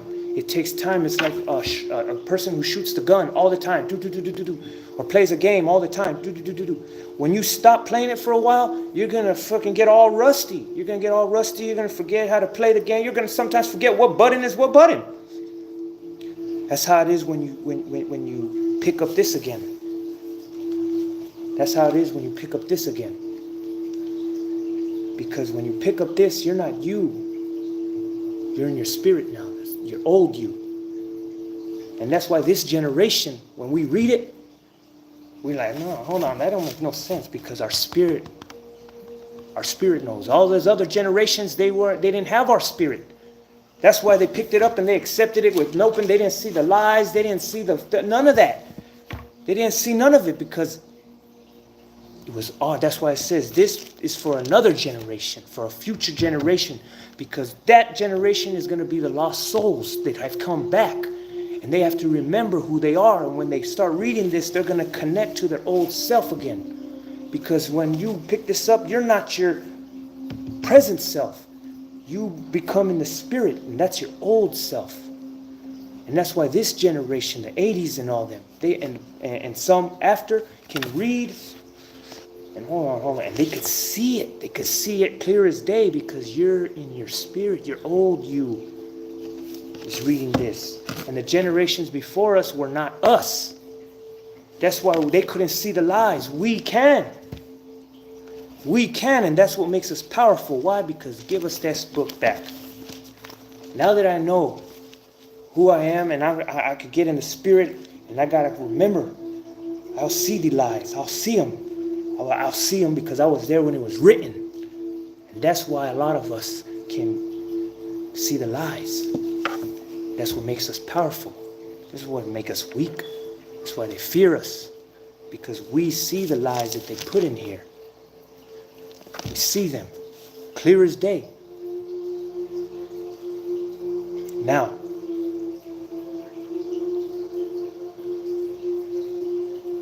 when the man took claim on Eve, he was never supposed to do that. She was your helper.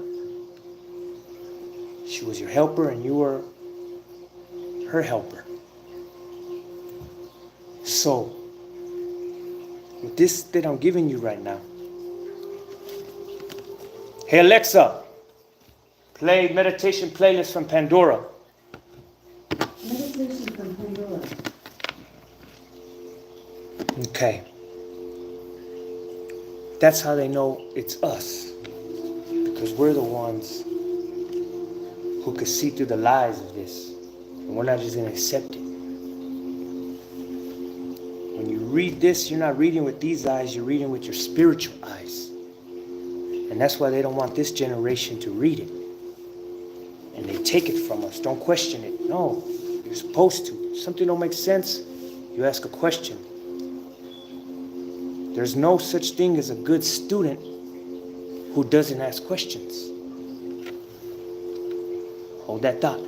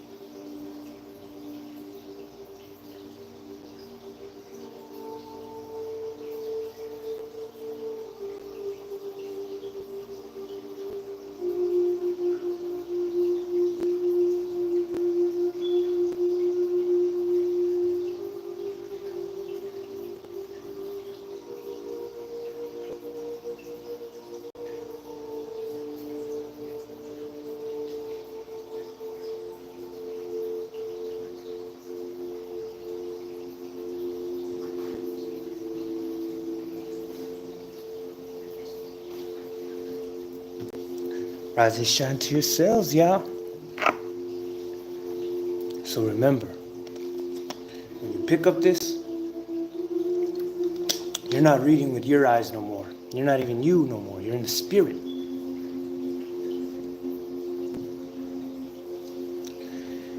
And when you read it, you're going to see the lies. This generation is not one that just accepts things. We question things, we analyze things, we feel things. So when you pick up this Bible and you start reading it, always remember that. It's not even you reading it no more. Because if everything is energy, then these specific words, that's why they said don't change them. If everything is energy, even these words are energy. Okay? This gets deep. This is for people that know about like quantum physics and shit like that. That's why I say for the science, I'm gonna sit in front of scientists. Sit me in front of scientists. This is how it works. This is how energy works. If everything is energy, then even words are energy. These specific words are energy. So when you pick this, so look at this as like a computer. When you pick this up, all this has been programmed into this computer. These are all, and every word is an energy. Spirit is another word for energy. So when you pick this up, you connect to its energy. You connect to its spirit. The spirit within this person who wrote it, or the spirit within this, is what you're going to connect to when you pick it up. And you start saying these vibrational frequencies, which are words. Words are just sounds that have vibration and give off frequency. They're energy. So when you are saying these words, repeating them, or even putting them into your database, to your computer, and registering them, you're not yourself no more. You're in the spirit now. You're connected to this energy now. So now your old spirit, when you start putting these words into it more and more, it's going to start remembering them. The more you read it, because remember, it's energy. You're putting this, it's like you're putting this energy into your energy field again. And when you do that, and you're reading these words, each word is an energy. And that's why I said don't change it, because it's a vibration, like E-A-I-O-U. You read it over and over, and you're putting these memories back into your mind. And the energy that's in these words is going to connect to your old energy, spirit. The spirit that's in these words is going to connect to your spirit that's within you, the old you. And when you program it, you're going to be putting these words in there into your database. And your subconscious, the person you are now, isn't going to remember them, but your spirit is. And it's going to remember these words. And this is where the science comes in. Nikola Tesla. That's why I say, put me in front of scientists, and I will break down this in scientific form for you. How it works in science. So, our spirit is another way of saying our energy. So when I pick up this and I connect to it by reading the words, because I'm putting this energy into this energy now, and I'm reading them. By the laws of Nikola Tesla, this is how Wi-Fi works. This is how you know it works. This is truth. This is truth because you see it in life. This is how you know it works. By Nikola Tesla showing us how Wi-Fi works, showed us how the spirit works, because the spirit is energy. Blessed are those who believe.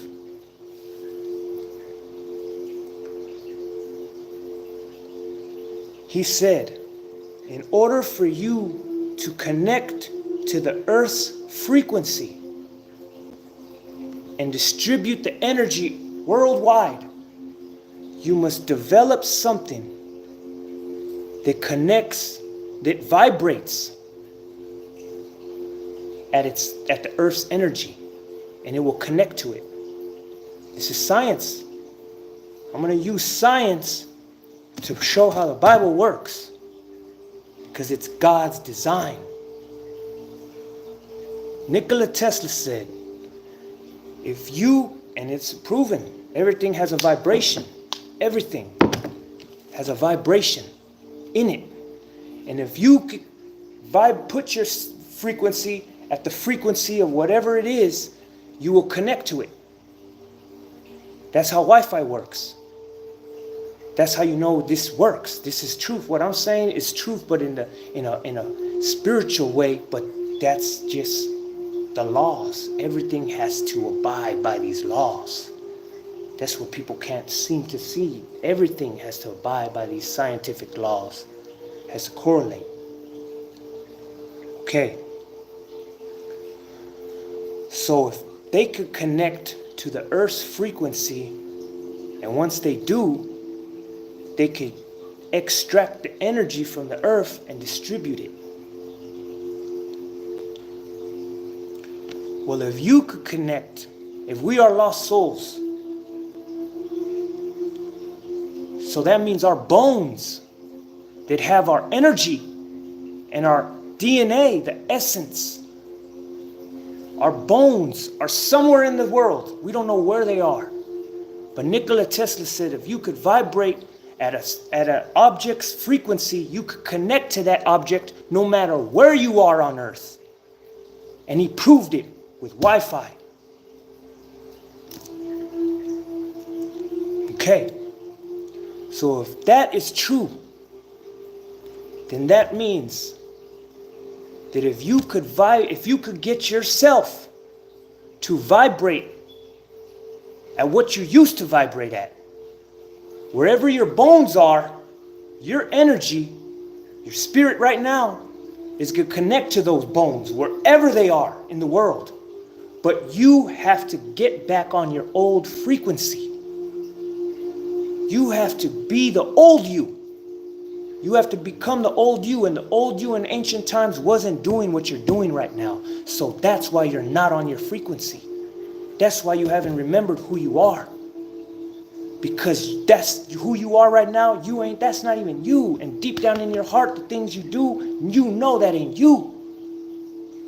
So in order to you to connect to your bones, wherever they are, the old you, whoever you were in ancient times, for you to connect to that person, those bones, with the DNA, because the same DNA in your blood right now was the DNA back then. This is scientific proof. People can't, I'm about to explain to you about reincarnation in a scientific way. Prove reincarnation through science. It takes 2,000 years for the DNA that is in your body right now to reconstruct itself down to the T. And science knows that DNA does reconstruct itself. Why? That's why hereditary. Some things skip generations. Some skip multiple generations. So when they slaughtered us back then, our DNA, it was going to take 2,000 years for the DNA in each and every one of us again to rebuild itself. They had to go through this migration periods and all that, and the DNA mixes, and shit in the atmosphere changes the DNA, and DNA mixes. But over time, that same DNA flowing in you right now is in the bones somewhere, because that's how long it took for your DNA structure to reconstruct itself. You might look exactly like you used to in ancient times, to the T. And the ones who are around in ancient times are going to look at you, and you look exactly like you did in ancient times. because your DNA has rebuilt itself. It took a long time to rebuild itself the way it was when it was in those bones, wherever they are right now. And that's how they were able to have visions of the future. Because through their DNA, they were going to be here. Through their DNA, it made it possible for them to see future generations, because they were looking through their future eyes. Because it's all in the DNA. So, the chosen ones are the ones who supposedly were here in ancient times. So for you to connect to your bones wherever they are, you have to become your old self. You have to vibrate at that frequency you were vibrating at when you were slaughtered. In ancient times, you were not doing the things you were now in ancient times. So once you become that old person and you start thinking like that old person and you're vibrating at that frequency, you're going to connect to those bones. And the old you was reading this.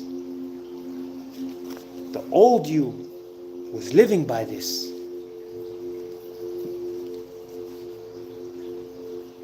So when you pick up this energy and you touch it, and you touch the words by saying them in your head or saying them out loud, you are like a computer now. You're putting these words into your database, and that energy that is within you, the old spirit, is going to connect to this energy. And you strengthen your signal by searching, finding yourself. You're going to connect to your old self. And it's easier said than done. Because a lot of the things you're doing right now, you're going to have to stop doing to connect to that person you used to be. Because it's all energy. And Nikola Tesla proved it. You could connect to whatever it is in the world if you could vibrate at its energy, at its frequency. So in order for you to connect to the old you, you have to become the old you. And you will vibrate at your old frequency and connect to it.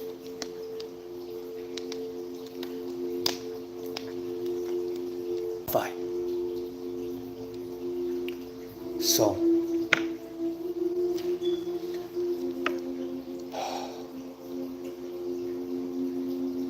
always remember,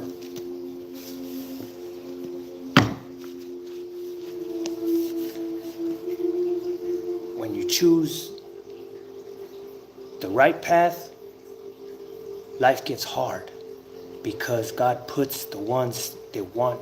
It's like when you want to, like I say, when you want to be in the Navy, you have to go through Hell Week to prove yourself. That's why a lot of women, they've already proven themselves when they took care of their children and they did all that sacrifice and all this. That's why God has favor on them. So always remember, if everything was God's plan, then it was God's plan all along to leave the power to the woman.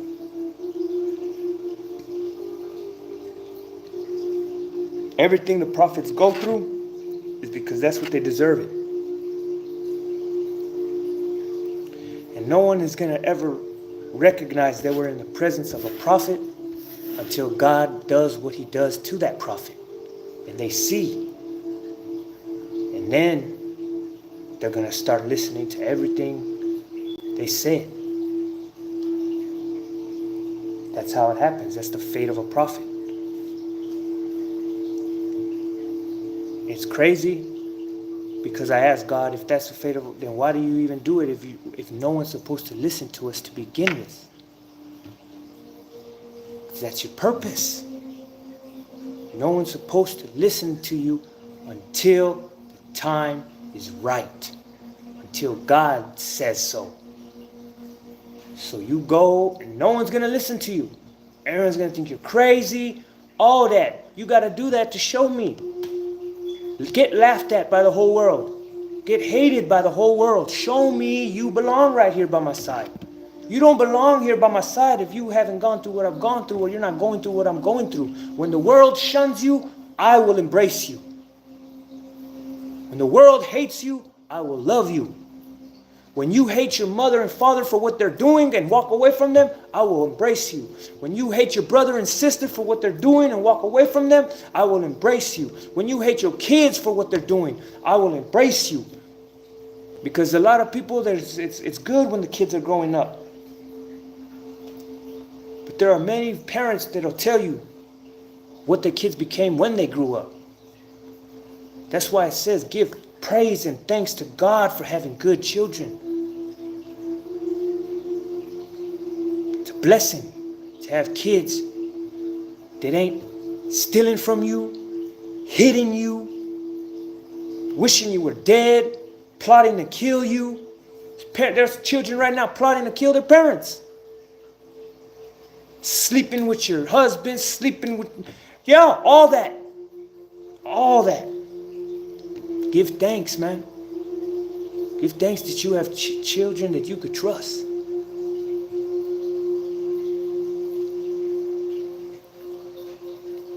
But all y'all out there have to realize that a lot of this stuff that's going on isn't just propaganda. It's nothing. And when the shit hits the fan, there's a lot of, they're screaming it. They're screaming it to prepare this, prepare that, prepare this, prepare that. And some people, they sit back like, no, I got God's protection. I don't got to prepare. God gonna look over me. God even told Noah, prepare. What would happen to Noah if he didn't prepare? You can't say, oh yeah, God, I ain't got to do nothing. God got me. No, God gives you common sense as well. And God, you're supposed, if you see people screaming, that's God screaming it.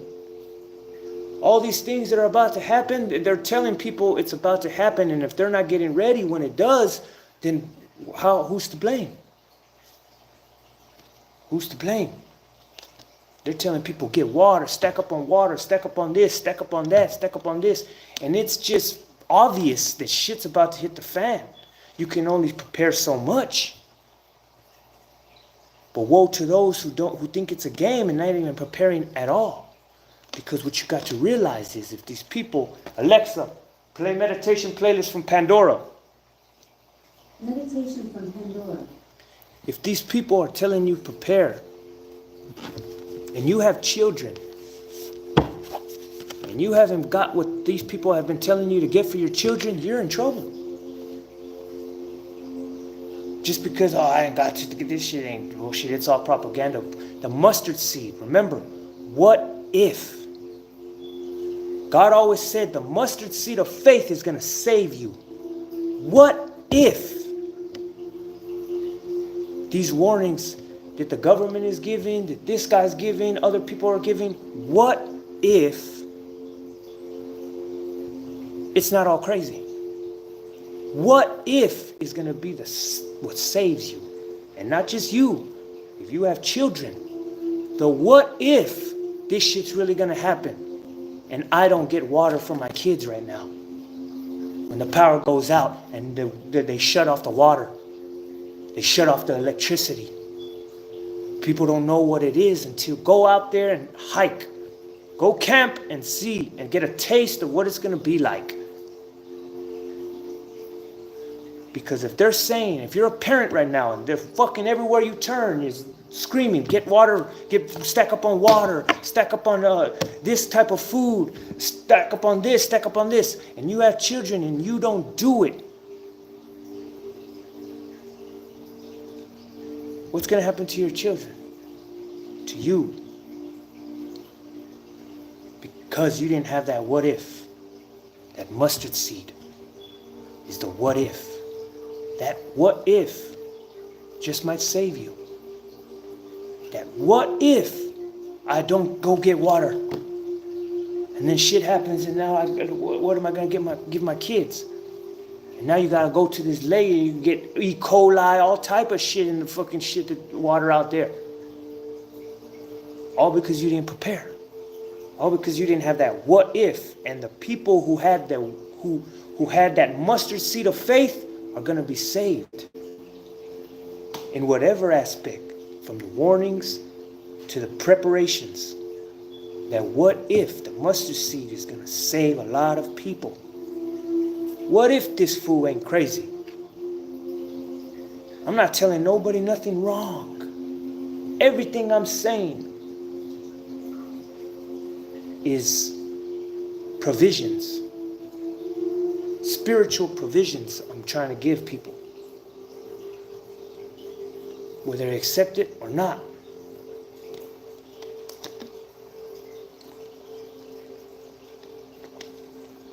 That's why I've been saying and screaming, enjoy the simple things of life, because they're not going to be so simple. They're screaming this.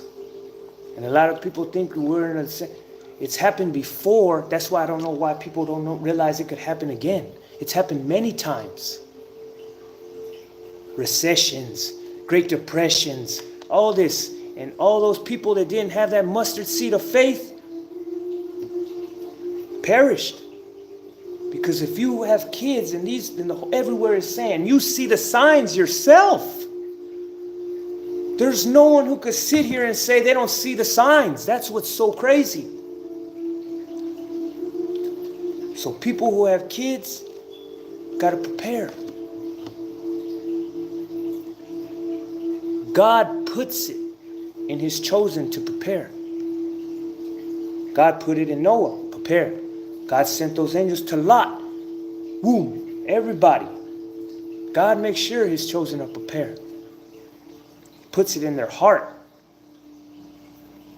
Your heart's telling you. There's many right now who harden, but they're like, and the people around them, the non-believers around them, nah, you're tripping, don't worry about it. Oh, it's nature and all that, that's just part. That mustard seed of faith. Man, what if my heart, I'm listening to my heart. Because remember, I know right now a lot of people are being told prepare, and they're not. Because they don't want to be looked at as crazy or whatever. I'm going to tell you this. Remember, Jesus always said, through your faith in me, you will be saved.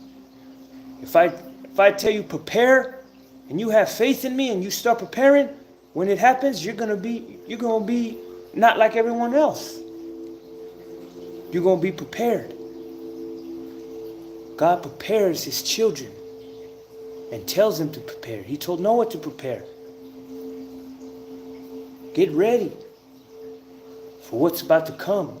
Not just spiritually, but physically. Because there's some people right now who got kids and they need to make sure, what if this happens and I ain't got no non-perishable food stacked up. I don't got no water stacked up. I don't got no plan on where to go. And then you're going to be looking crazy. Especially if you have kids. I tell you, people point at me and they say, "This for crazy, this for crazy." Crazy is building the ark after the flood. That's what that is. Crazy is building the ark after the flood.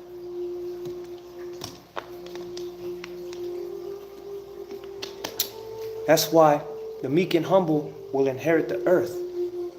When you have faith in God, you have his protection. Always remember that. It says it in the Bible. The more faith you have, the more protection you have. That's why God, it says in the Bible, God chose this person, God chose that person, God chose that person due to their what? Due to their faith. God had favor on David and all these people. Why? It says it. Due to their faith in God. The more faith you have in God, the more protection you're going to have, the more favor you're going to have, the more blessings you're going to have. When you have faith in God, you're never, ever going to end up in the wrong thing. When you have faith in God, because when you have faith in God, you listen to God. You obey God. When your heart says don't do that, you don't do it. When your heart says stay home, you stay home. When you have faith in God, because you know that God's telling you that. God's telling me stay home. I have faith. And when you stay home, God knows you believed in me. Because your heart was saying stay home and you stayed home. That shows me you believe in me. When your heart says don't go out and you go out, that shows you did not believe in me. I tried to warn you. That's how God talks. That's why we need to listen to our heart and have faith in God. Believe in Him. Believe that when your heart is saying this and that, that's God telling you that. And you're going to be all right. Because that's how God speaks to us, through our heart. Where's your heart at? Where's your heart at? You got to ask yourself. Is it with God? Or is it with these others?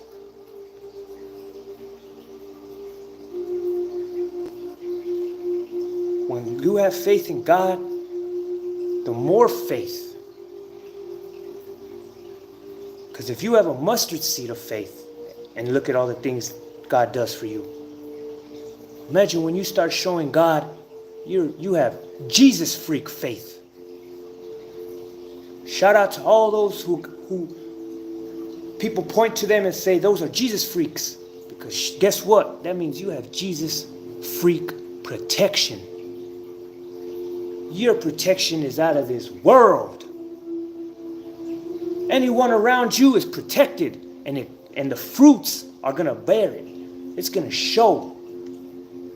Look at all God's prophets. Wherever they went, no one was in need. No one was in need. When God chooses someone and puts that person somewhere, anyone in that area who takes heed is protected. Not because they taking heed to this person that God put, because they believe God put this person here for us to listen to him or her. They have faith, not in that person.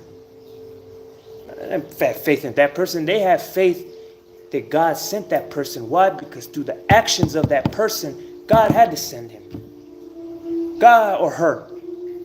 Through the actions, through the fruits. That's why Jesus said, through the fruits, you're going to see. So when he puts a person there, why aren't you listening to this person? Not even a mustard seed of faith. There's a lot of people. That's why he said, why are you coming at me with torches and swords and batons like you're coming for a criminal? My words are of peace. I'm trying to teach you righteousness. But you're coming to chop my head off like I'm unrighteous.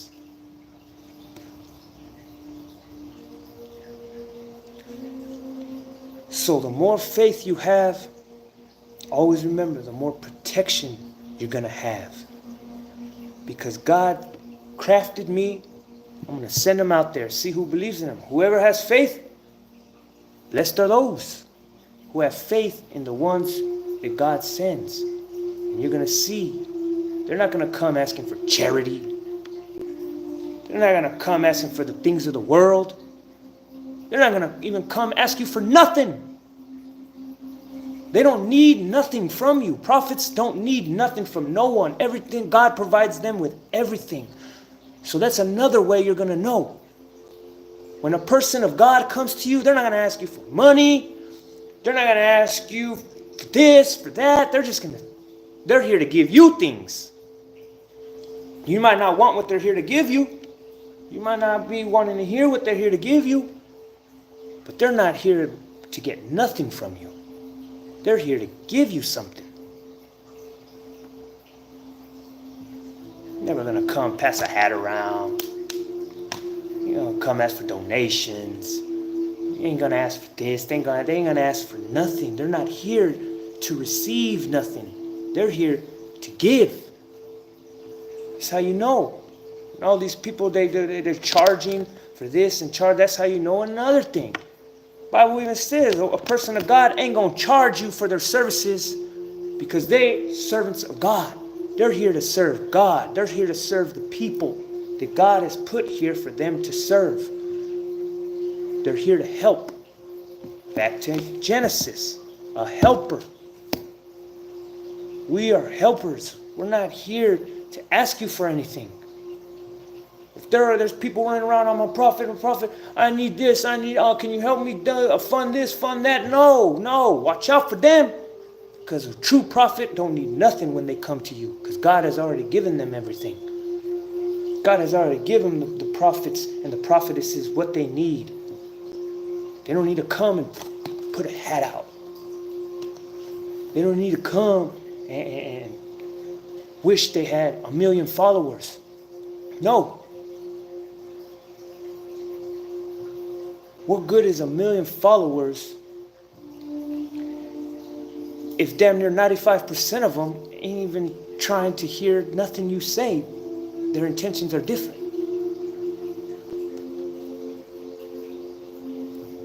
So when you have faith, these warnings, and your heart's telling you, man, I don't know, this shit getting real.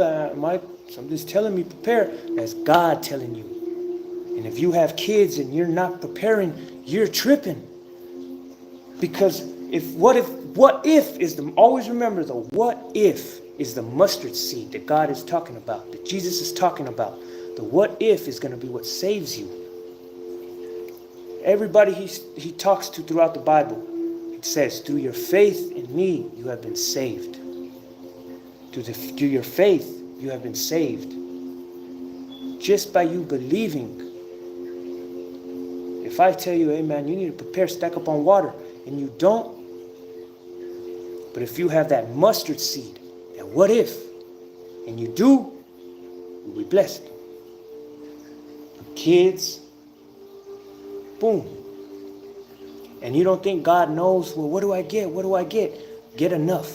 What your heart is saying is enough. Because remember, God speaks to us through the heart. Your heart says, get this, get that. Because God's telling you, get that. You have kids and you're looking at them, go look at them right now. And put in your mind that the grid goes down, there's no water coming out your sink, no electricity. What are you going to do with your kids?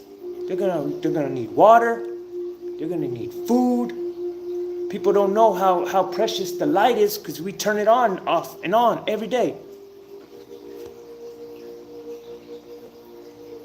You don't know how dark it is until the lights go out. And that's metaphorical and spiritual. You don't know how dark it is until the lights go out. Yesterday, when all this came to me, and I told Sonia I gotta go, God's telling me to do this. We were driving, we were going somewhere. And I told her, I said, man, God just told me something. I'm about to tell you what God just told me. We were driving. She looked at me like I was crazy. So I started breaking it down to what I'm breaking down to y'all right now. Of how God, because that's when he had told me, he was explaining to me how he creates his prophets. So I was breaking it down to her, and we were going somewhere. I'm not from Houston, so I don't know where I'm going. But I know we've been there many times, so I'm trying to remember. But I get to explaining what I'm explaining. I'm driving and I'm explaining all this, so I'm not paying attention. I missed the street. You missed the street. Okay, so I turn. Now, since I know I missed the street, I'm like, whatever. I'm explaining something. So I'm just turning on streets. Not even knowing. I'm just turning. Whatever street I turn here, turn. So in my peripheral, I could see her. She's looking at me in this weird way. And I'm explaining everything, what I'm telling y'all right now. And she says, congratulations. You got us to where we were going. I was like, what? And there we go, we're going. And I'm like, what the fuck? And she said, and you got us there through roads we've never even taken before. I was like, what the fuck? And I told her, I said, you know, what did you just say? She says, and we got there with roads we've never taken before. And I said, I heard a metaphor in that. I heard a metaphor in that. I say, we just got to our destination through roads not taken. Let those with ears hear what Sonia told me. We just got to our destination through roads we've never taken. Sometimes you gotta get somewhere by going down roads you've never gone before. Sometimes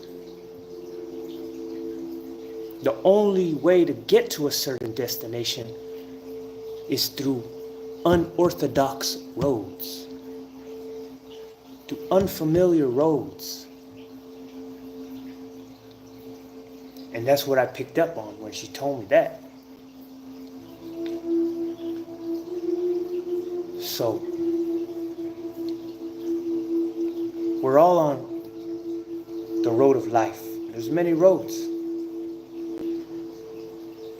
Sometimes you gotta go down the wrong road to learn about that road. So that when you see others about to go down that road, you could say, hey, don't go down that road. I've been there. That's a fucked up road. Don't do it. Look at me. Don't do it. And pray that they take heed. Pray that they take heed. So,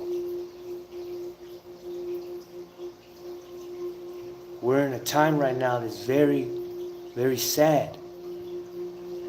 Because, like I posted in Ezekiel, we're in a time where I can't save you, you can't save me. You can't even save your kids if they're not living right. And that's a harsh truth, because when you love someone and you know you can't save them, and now I feel the pain that my grandparents used to feel. When you're trying to help somebody and they don't want your help, it hurts. When you know where they're headed and you're trying to stop them and they don't listen to you, it hurts because you see what's about to happen and you can't do nothing about it. And it hurts you. It hurts you. You guys, Sonia, I've cried for my family and friends and people I know, even strangers. I've sat and I've been like, man, everyone thinks it's a game. Until it's not. Until it's not. Hey Alexa, play meditation playlist from Pandora. Meditation from Pandora.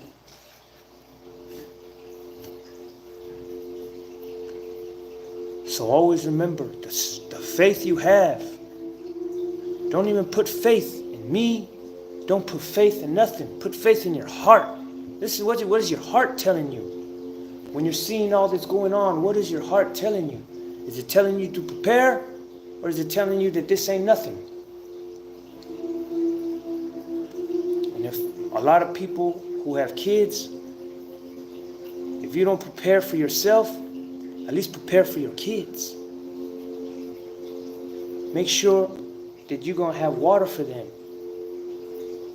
Canned foods. Things like that. I want to show y'all. I want to take it. Show y'all what I got, what me and Sonia got. Because there's some who are going to prepare and it ain't going to mean nothing.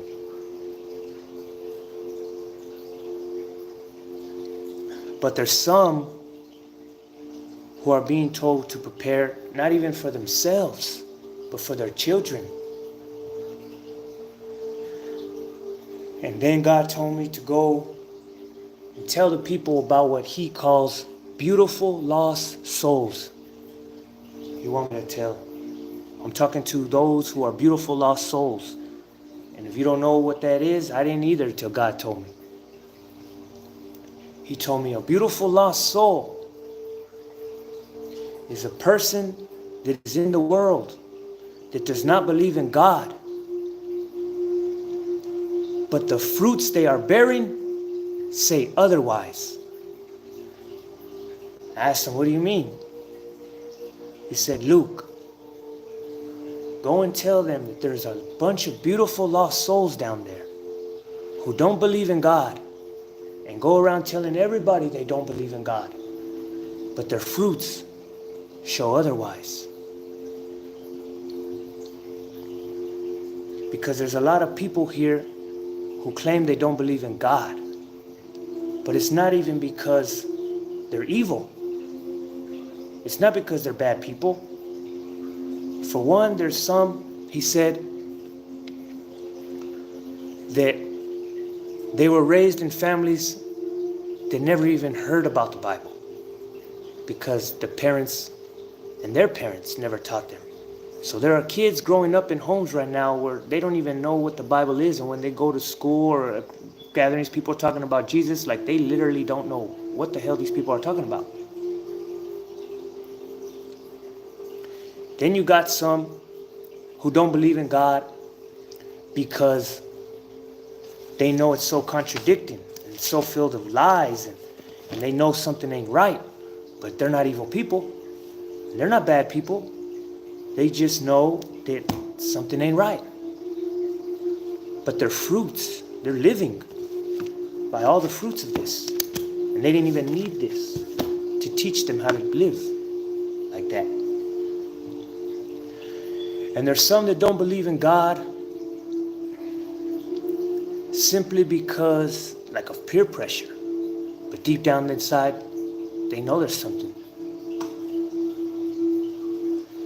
Then there's some that don't believe in God because they look at the people that are telling them about God and they're like, man, hold on a minute. But they're not bad people. And they're not going around doing evil. Those are beautiful lost souls, God said. Because even though they don't believe in God and they're lost, they're living like they do. And they didn't need no one. They didn't need this book. They didn't need to go to cathedrals and private schools and all that. It was already in them. They don't do people wrong. They don't feel right. They don't go around lying. They don't go around doing. They're already bearing the fruits of someone who believes in God. And Sonia was one of them. Because the Bible says there will be many who say, didn't I do this in your name and perform miracles and this, but you had no love. Get away from me. I never knew you. Jesus says he's going to say that to many people. But God wants those beautiful lost souls to know that just because you don't believe in him, due to the fruits you are bearing, he's going to embrace you and protect you, because it's not your fault that you don't believe. It's the people that put this in front of you that destroyed your belief. It's the home that you were raised in that destroyed your belief. It's everything that these people are allowing to go down in the world and put the blame on God that you don't believe. But God knows it's not that you don't believe because you're an evil person. It's just you need a sign. Because if you're already living like the Bible's telling you, the only doubt in your mind is a sign. That's the only thing that you're lacking then. Because if you're already living like the Bible's telling you without you even picking it up, You don't need no Bible. You don't need no teacher. You don't need no one to tell you how to live right. You live right all throughout your life. And getting done like Jesus been getting done all throughout your life. And you've never changed. You still got that good heart. You still got that forgiving heart. And you just been going through life. Years, decades. You never believed in God, but you lived and you bore the fruits of someone who does. So God knows if I send someone to you and they perform a sign in front of you, that's probably all you're going to need. And you will be saved after that sign. But there's some people who've been going to church, they believe in God, they've been doing all this. And when God sends them someone to perform a sign in front of them, they're not going to be saved. Even through that sign. Why? Because the things they're doing and the things they've done and the way they're living, not even that sign is going to save them. What good is a sign if you're still not going to believe after you see it? Or you're still not going to change after you see it? Or the things that you have done have made that sign meaningless. So a lot of people, they demand a sign. They demand a sign. God told me, the time is going to come and they're going to demand to see a sign from you. And when that day comes, you tell them, are you even worthy of a sign? Because there's a lot of people right now living so wrong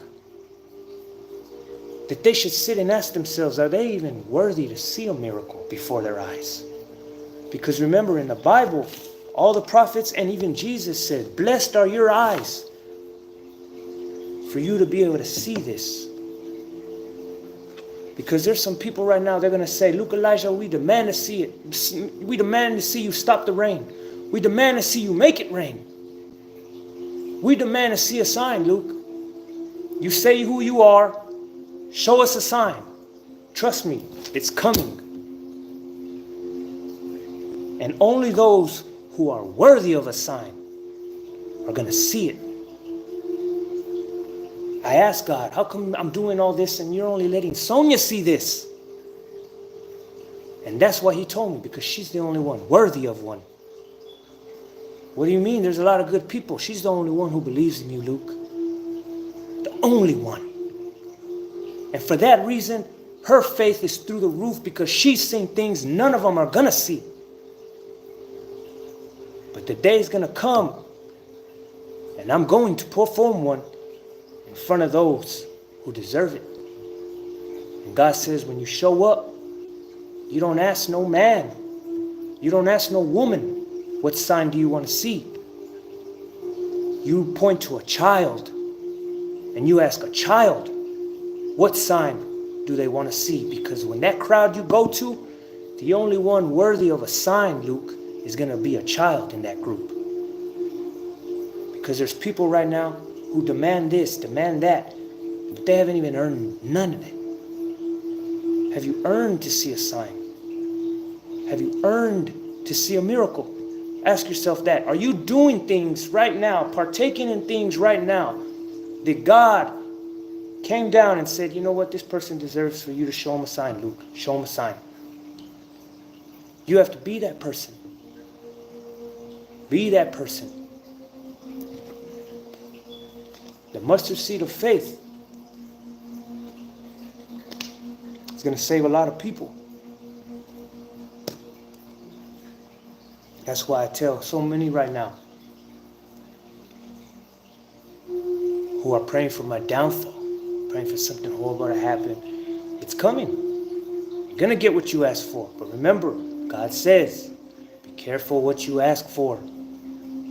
Because what they're asking for, they are going to get it. God's about to do what everyone wants to see happen. And when it happens, know from that day forth, you're all on your own.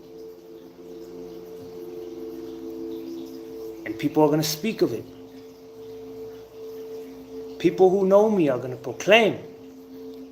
And what the world did to me, they're going to do to you. They're not going to believe you. They're going to laugh at you. They're going to call you crazy. But it's not going to matter because y'all going to know.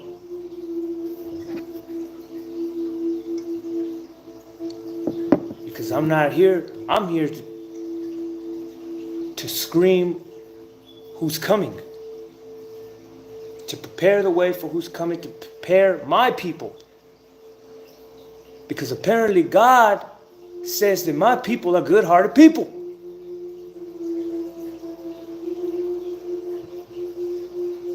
And I can't argue with him. Because the people I grew up with were amazing people. But the world fucked us all up. The people, everyone I went to school with, everyone, good-hearted people. Hey, man, I grew up with around some good motherfucking people, man. And the world destroyed us all. Blessed are those who pulled out of that destruction. Because I know where I come from, and it's not just what I say. When I was in prison, guards, nurses, psychiatrists, doctors, you name it. You're from El Paso? Man, damn near everybody from El Paso is very respectful. What they say. Going to prison, people from El Paso, they're very respectful. Y'all some good-hearted people out there. There's some that say, man, oh, you from Chuco? Oh, yeah, I know you good heart. You got good heart. Those motherfuckers look out for each other. The motherfuckers got caught. You're going to say it. Good-hearted people, man. Good-hearted people could do some fucked up things, too. I speak from experience. There's a lot of good-hearted people out there who are getting fucked up by this world. This world's turning them into something that they're not. They're partaking in things that they would never partake in. But the mustard seed of faith is going to save a lot of people. It's going to save a lot of people, y'all. So have faith. Pull away from that wickedness. Because all these things that are happening, it's no coincidence. When you would truly believe in God, you know there can't be a coincidence if everything is God's plan. Then that means everything happens for a reason.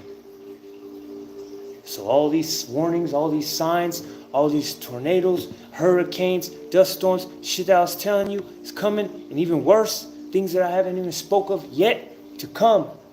This is just gradually. It's a process. Everything is a process for God. It's like baby feeding. I give this warning, let's see who listens. I give this warning, let's see who listens. I give this warning, let's see who listens. I give this warning, and the more warnings the person gives, the crazier they sound. The crazier they sound. The more they give, the crazier they sound. And what's sad is the less faith people start having in them. Because the warnings they're giving, they don't see them yet. Because it's not, the warnings. The warnings, they just, hey, stop. And then, boom. No, it's not. It's a warning. It's a process. Because God giving people chance to plant that mustard seed. How do you plant that mustard seed? God wants you to see you guys plant that mustard seed. And that mustard seed of faith is what's going to save you. How do you plant it? When someone says, hey, stack up on this, stack up on that, and you get it, and you do that, you're planting the mustard seed. Why? Because what if? I'm going to do it, what if? And when you do it, you plant that mustard seed. And when that time comes, that mustard seed is going to grow and be what saves you. That what if? This is your, get it? When you get it, the things that are telling you to prepare, that's the mustard seed. God says they had faith. They had a mustard seed of faith, because if they didn't, they wouldn't have done that. That's why Jesus told Mary that the faith in him has saved her. Because if she didn't have faith in him, she wouldn't have been down there crying and all that, begging for forgiveness and all that. Mustard seed of faith saved her. That mustard seed of faith that when God told Noah build that ark, saved him. That mustard seed of faith when God told Lot, get the fuck up out of there and finna destroy it all. That mustard seed of faith by him getting up and leaving saved him. And what happened to his wife because she didn't have it and she looked back? Because a mustard seed of faith will save you. When you're thinking of going out to a party and then your heart says no, nah, I'm not gonna go. And then later you find out a shootout happened and they all got killed. You're like, damn, if you wouldn't have listened to your heart, what would have happened? That mustard seed of faith saved you. That's how you know this is truth. It's truth because it reflects in real life. It reflects in real life. If it's something that ain't right, it ain't going to reflect in real life. It ain't going to correlate to spiritual, physical, as above, so below. There's laws that everything has to abide by. And that's how you know it's truth, because even the truth is going to abide by the laws. So,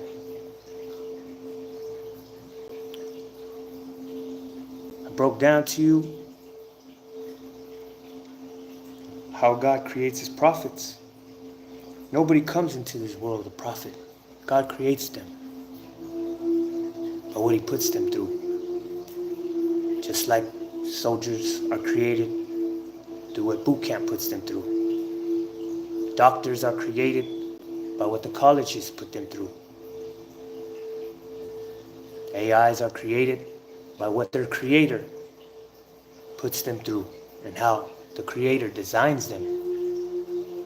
Whatever that AI looks like is because that's how that creator wanted that AI to look.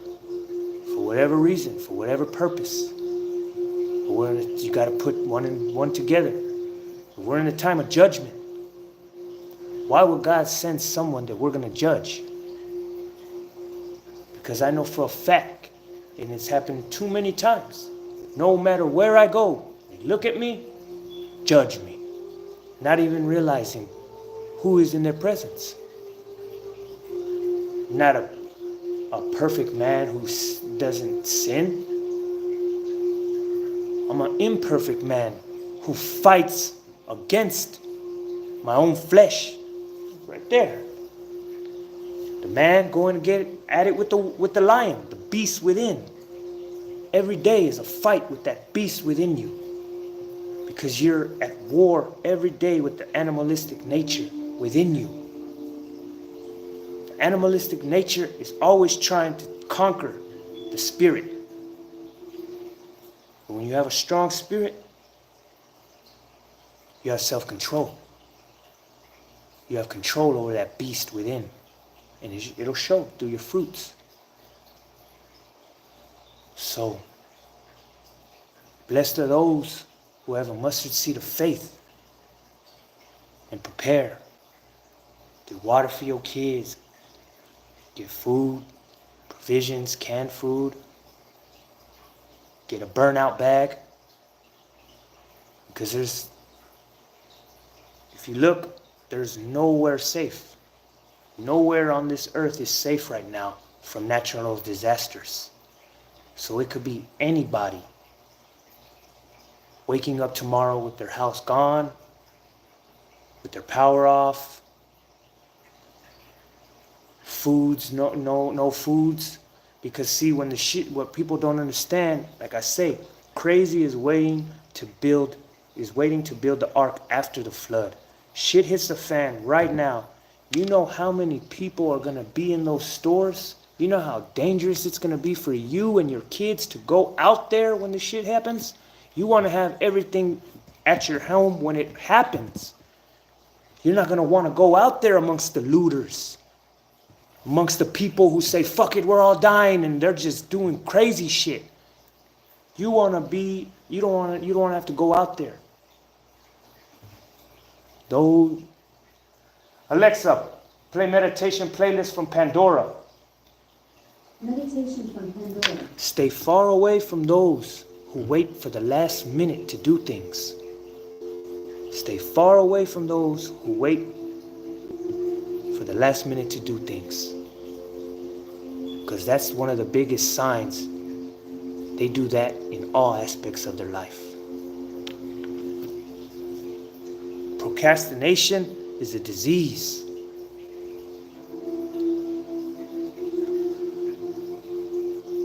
So if you see all these signs, and all this stuff on TV, and all these billboards, everything telling you prepare, and you don't, then who's to blame? But that mustard seed of faith is going to save you. That mustard seed of faith is going to save not even just you, your kids. That's why don't do it for you. Don't prepare. Don't become a Jesus freak for yourself. Do it for your kids, for your loved ones. Because remember, with great faith comes great protection. So they will be protected because of you, because of your faith, and how much of a Jesus freak you are. The people around you are going to be safe. And they might not even realize it. They might not even realize that the things that aren't happening to them is because of your faith. Because you're the one in that circle that God says, I'm going to protect that circle just for that person right there. And for everyone who believes in that person right there. And it's not just, it's in all homes, many homes. Because I'm not the only one telling their families and friends this. There's many telling them. And blessed are those who have a mustard seed in that person that's telling them. Because that's God telling them. God ain't going to tell you nothing wrong. That's how you know. How can people say, yeah, you're God, you're evil, you're there? I'm telling you, I ain't telling nobody nothing wrong. I'm telling people good things. But since in their heart, they have whatever guilt, hate, jealousy, and whatever it is making my words mute to them. And gives them a bad taste in their mouth for whatever reason it is. But Luke is not speaking no ill will, no wrong. Nothing awful is coming out this man's mouth. So blessed are those who believe that God creates his prophets. He creates them. They're not born. So everything has a purpose in life. Sometimes it's just to be a good person. And you don't know how blessed you are if that's your purpose in life. You don't know how blessed you are when all you have to do is be a good person or a good dad. And that's all you got to do. You don't know how blessed, or a good mom, or a good neighbor, whatever it is. Because there's some people in here who have a great purpose and their fate is fucked up. Martin Luther King, look what his purpose was. Look what happened to him. Abraham Lincoln, look what his purpose was. Look what happened to him. JFK, purpose, look what happened to him. Jesus, look what happened to him. Elijah, look what happened to him. He was saved though. That's why a lot of scholars and philosophers can't wrap their minds of how come Elijah was saved when Elijah put a lot of people to the sword. And God spared him and lifted him up. But he tortured Jesus. And Jesus didn't do half the things Elijah did. But you can't question God. For whatever reason, God made Jesus go through that and didn't make Elijah go through none of it. It's up to God. Can't question God. Whatever, he had favor in Elijah for whatever reason. He had favor in Enoch for whatever reason.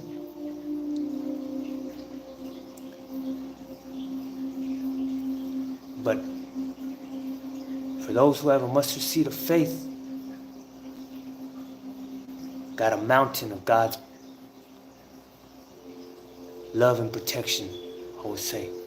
So always remember, the more faith you have in God, the more protection. So if your heart is telling you to do things, that's God telling you to do something. God's telling you prepare, prepare. Let everyone laugh. Let everyone laugh. Because when the time comes, they're not going to be laughing. They're going to be looking crazy, and you are not. Because that mustard seed of faith is going to save you.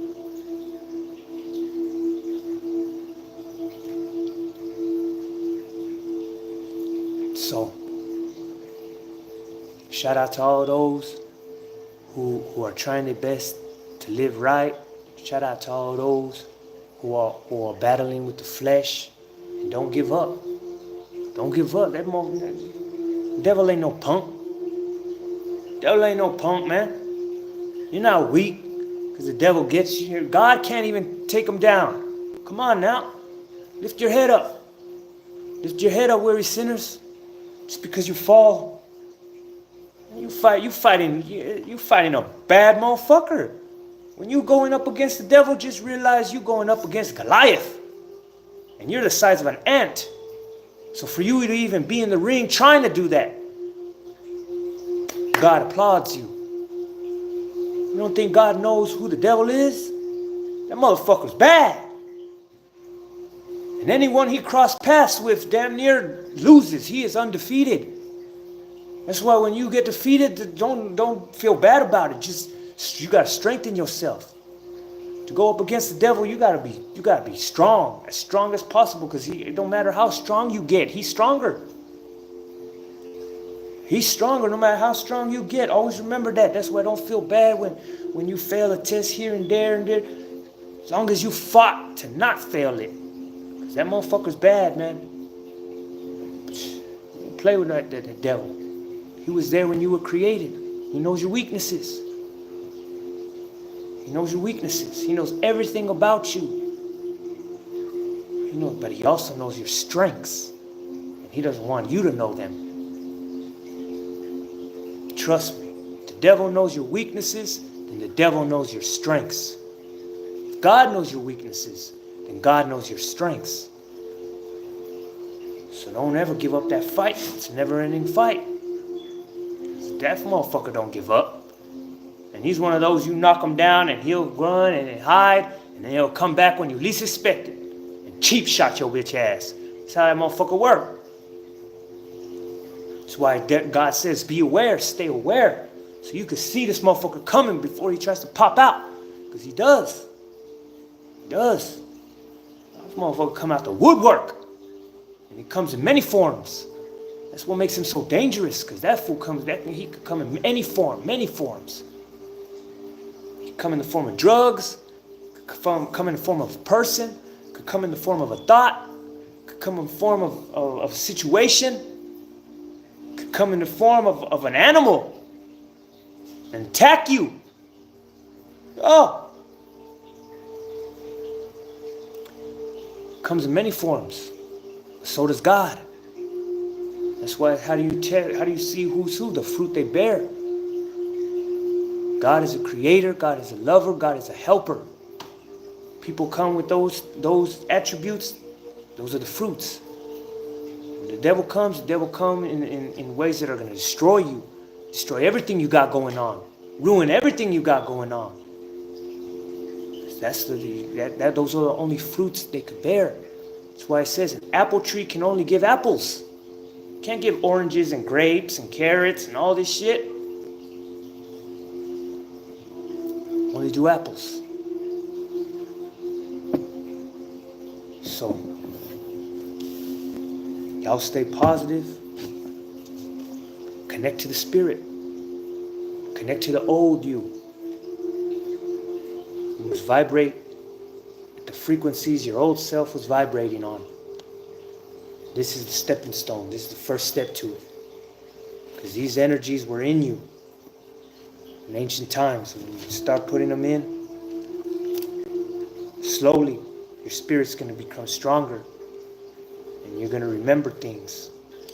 That's why this generation is the generation. We're the ones who said, hold on, this don't make sense. Our spirit senses something ain't right here. Well, yes, that's why you and us, we are the ones who need to pick this up, because we the ones who are going to decode it. Our generation, we could see the lies. The other generations couldn't. Why? Because they were all racist. They were evil. And when you're evil, you can't see the evil in this. That's what Jesus was saying. When you're living with an evil heart, an evil mind, and evil eyes, you're not going to see the evil and the lies in this. And the generations that came before us were evil, racist, rapists, bestialities, sleeping with their brothers and sisters, and their incest. All them filthy people were putting their eyes in here. And they couldn't see the evil in it because they were evil themselves. They couldn't see the lies because they were liars themselves. They couldn't see the fake because they were fake themselves. But this generation, the 80s babies who came from the rebels' parents, we are here, and our eyes have been opened. People in my age range, we don't just accept nothing. We question everything. We analyze everything. This is no different.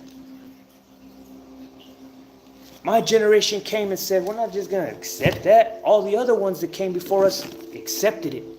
Didn't question it. Nothing. This generation that the Bible spoke of, this Bible is for not this generation, but a future generation. My generation, my people. That's what makes us powerful, because when we pick up this Bible, we were there when it was written.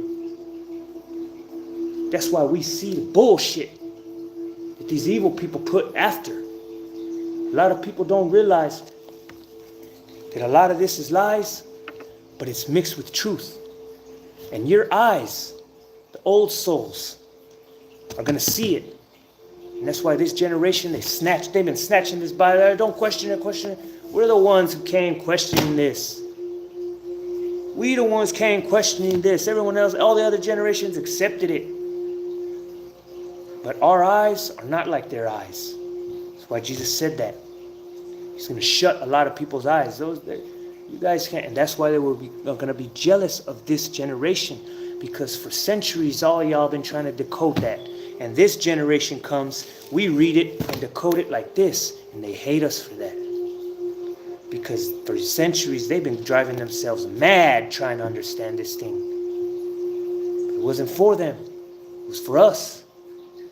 Because we were here. And we're back.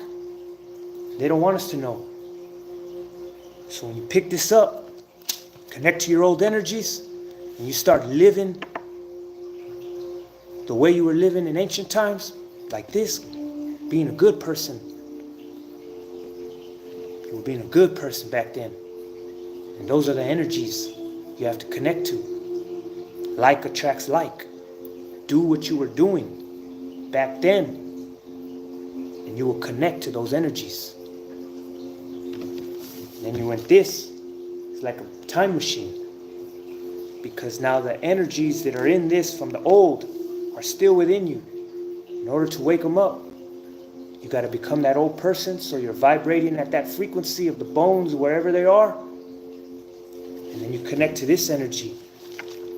And you put that into your database, and it mingles with the energies that are in you from the past. And that's when you will slowly start seeing it all. It's like a clouded mirror. When you get out the shower, it's all foggy. And you wipe it once, it's not clean. You got to keep wiping it, and then it'll get clear. That's how this is. You got to keep reading it, and you remember. It's like therapy.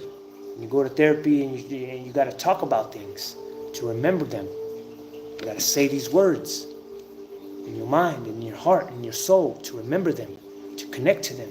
And you will. You will. But it's our generation who is here, and we're gonna see all the lies. We're gonna fix it. We're gonna fix it. Because if it don't make sense, it don't make dollars, it don't make sense. And all this, truth, but it was for a purpose. It was for a purpose. Why would they allow it to do that? It was for a purpose. But remember, blessed are the ears that hear what I'm about to say. Jesus is way older than you think. The story of Jesus, if they lied on the timeline, trust me, Jesus is way older than the Bible's telling us. Way older. The Bible says it locked Lucy away. That's what the Bible says. Did it lock Lucy away for 2,000 years, 1,000 years, some say 2,000 years, we're here 2025. Locked Lucy away for 2,000 years. What if I were to tell you it wasn't Lucy that they locked away? That it was Jesus. That it was Jesus that they got locked up right now. And he's breaking free, and they know it. That's why he says, when I tremble the earth, when I quake the earth, because he's breaking free. He's breaking free, and they know it. These earthquakes, he's breaking free. They sealed him and hid him from the world. And he became powerless. Why? Because everyone stopped believing in him. The word was taken out of the world. No one was saying his name no more. He became powerless. Wherever they have him, he was powerless. But now more and more people are starting to believe in him, and his strength is growing. And he told them, when they start believing me again, my strength is going to come back. And you're not going to be able to hold me in this dungeon no more. Yeah, you got me here because no one believes in me no more, and I'm powerless. But when these things start surfacing, and people start reading about it, and start saying my name again, my power is going to start coming back.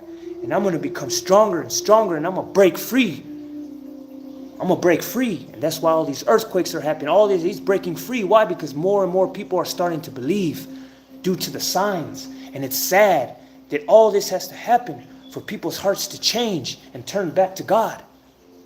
All this disease and all this fucking tragedy and chaos has to happen for people to oh God, okay, please, God, please, I'm sorry. Is that what it takes? Yes, Luke, because that's what it took you to go to prison for 14 years, is it not? That's the fate of man. We're not going to change until we lose it all, or until we're at this close to being in a prison cell or losing everything. That's when we decide to change, when it's too late. That's facts. That's when we decide to change, when it's too late. Luke decided to change when he was in prison. It was too late. And I tell Sonia, I'm not even supposed to be here right now. She says, you shouldn't say that. You're not supposed to say that. No, what you don't understand is I'm not. The person I was before I met you doesn't deserve none of this. None of it. I'm not even supposed to be here right now. I'm supposed to be dead. She says, you're not supposed to say that. No, it's true. You don't know the person I was before I met you. That person, and that's why a lot of people look at me with sneers in their mouth, because they know that fool don't deserve none of that shit. But that's the old me. The old me didn't deserve none of it. And I'm not even supposed to be here right now, because when I went to prison, I was supposed to die. But because I changed my life, I changed my destiny. That's why I say I'm not supposed to be here. Because if Luke didn't change, he was going to pick up more time or he was going to die in there. He was going to pick up a life sentence or he was going to die if he did not change. And because I'm standing in front of you right now is proof of why I'm here and why I have all this. Because I did change. And when I changed my destiny because I was supposed to die in there. I was supposed to die in there, Sonia. And if I didn't change my life, I was going to die in there. But because I changed my life, God had favor on me and gave me a second chance. And that's why I'm here today, because I did change.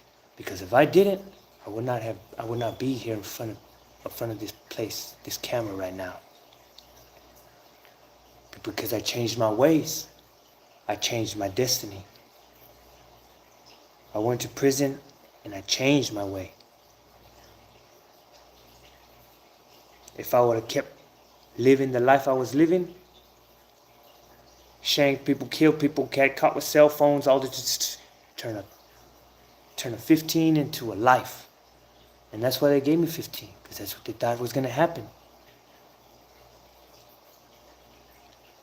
But because I changed and God found favor in me, I'm here today. And just like it says, if I put a stumbling block in front of a prophet and he stumbles, I will bring death upon him. So if I wouldn't have changed, he would have brought death upon me. I get out, I go back to my old ways, he will bring death upon me. That's how it is. That's why it gets real once you choose your side, because there's no going back. Once you choose God, there's no going back. And if you do, you're going to wish you never did. You're going to wish you never did. So, I'm here today to let y'all know, man. These signs that you're seeing, it's just prepare. And if you got kids, I suggest you have water for them. You have canned foods. Get them ready.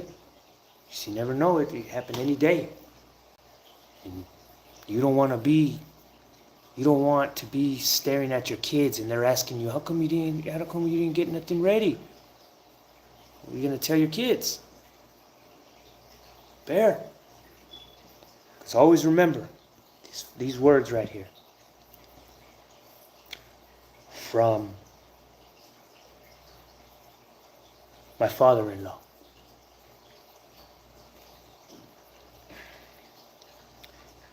It is better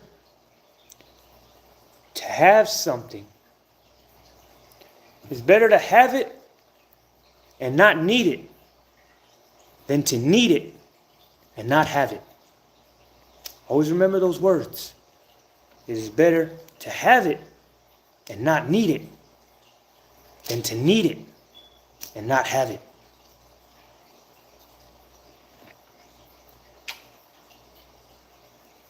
Goes with faith too. Goes with faith. Better to have faith than not.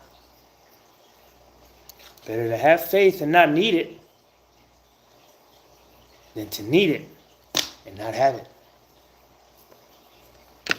So,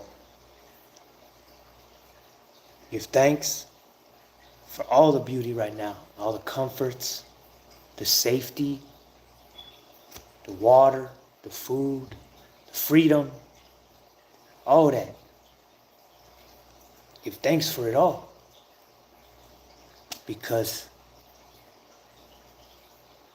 in the snap of a finger and the sound of an alarm could change everything. Could change everything. And that goes for everywhere in the world.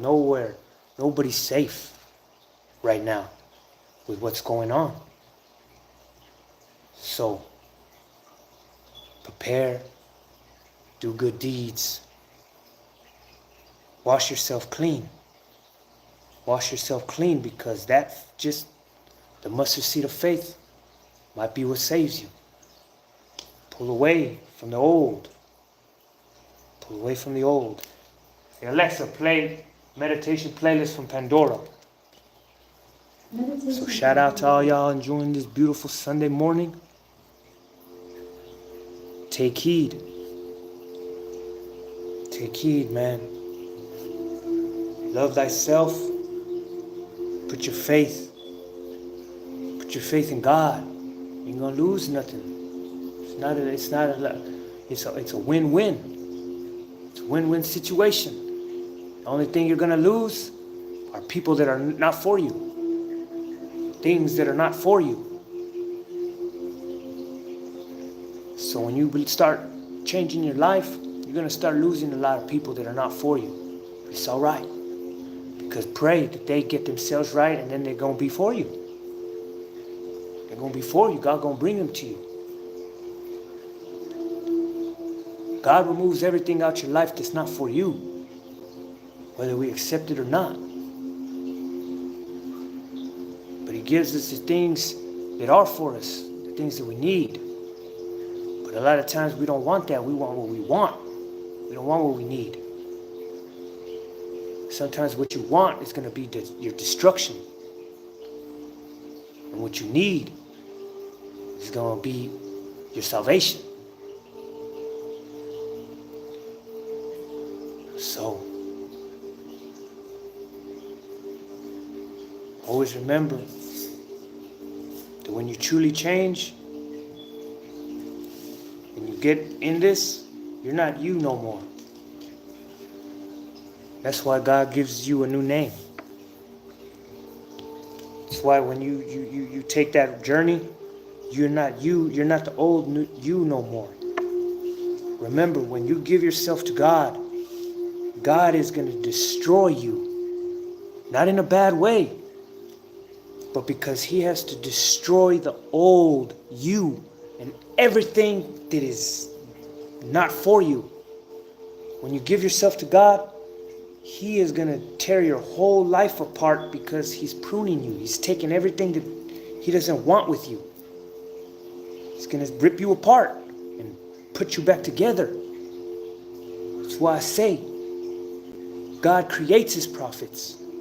God creates His chosen. Because when you choose God, you have to do it on your own. You have to come. You can't nobody bring you to God. They could try, but can't nobody bring you to God. Can't nobody send you to God. You have to do it willingly. You have to accept Him. You have to want Him. And show that you want to change. Because when you want to change, you want God. You want truth. You want to be a good person. That's when you want God. So when a lot of people, when they turn back to God, the person they are isn't who God has planned for them to be. So they're living their life to grow up, they're living, and one day they want to change, they change their life to God. Okay, here I am, God. Let your will be done. And God's going to tear everything that does not belong. You're going to lose friends, you're going to lose jobs, you're going to lose family, you're going to lose all these things. Possessions, even things that you think are good, they're not for you. And God's going to strip everything away from you that is not for you. And sometimes it looks like what you're going through is fucking punishment and bad, but it's not. He's creating you. He's tearing everything apart, and then He's going to piece you back together, piece by piece. And then you're going to be a whole nother person, a whole nother creation, a whole nother mind frame. Because what God puts you through, you're not going to come out the same. When God puts you through the flames, you are not going to come out the same person. And people are going to see it. It's going to shine like the sun. You're not going to have to say, I'm not the same. People are going to know it. People are going to see it. They're going to hear it. The fruits you bear are going to show brighter than the sun. And if others can see it, you don't think God can? And what's the beauty is, everyone else around you probably didn't see half of what God put you through. So if they're amazed, Just imagine how God is amazed. Because God knows you guys haven't even seen half of the strength of this person in front of you. Whoever God gets, that's what God does. That's why anybody doesn't go for me. Anyone that God puts through the flames, that's the fate of them. That's the fate of them. People are going to be like, what? Many are going to deny, many are going to resist, but that's how it is. God gets you and he's going to tear you apart and he's going to rebuild you piece by piece. And when you're done, people aren't even going to recognize you. They're not even going to, it's like you're not even, are you even you? Type things.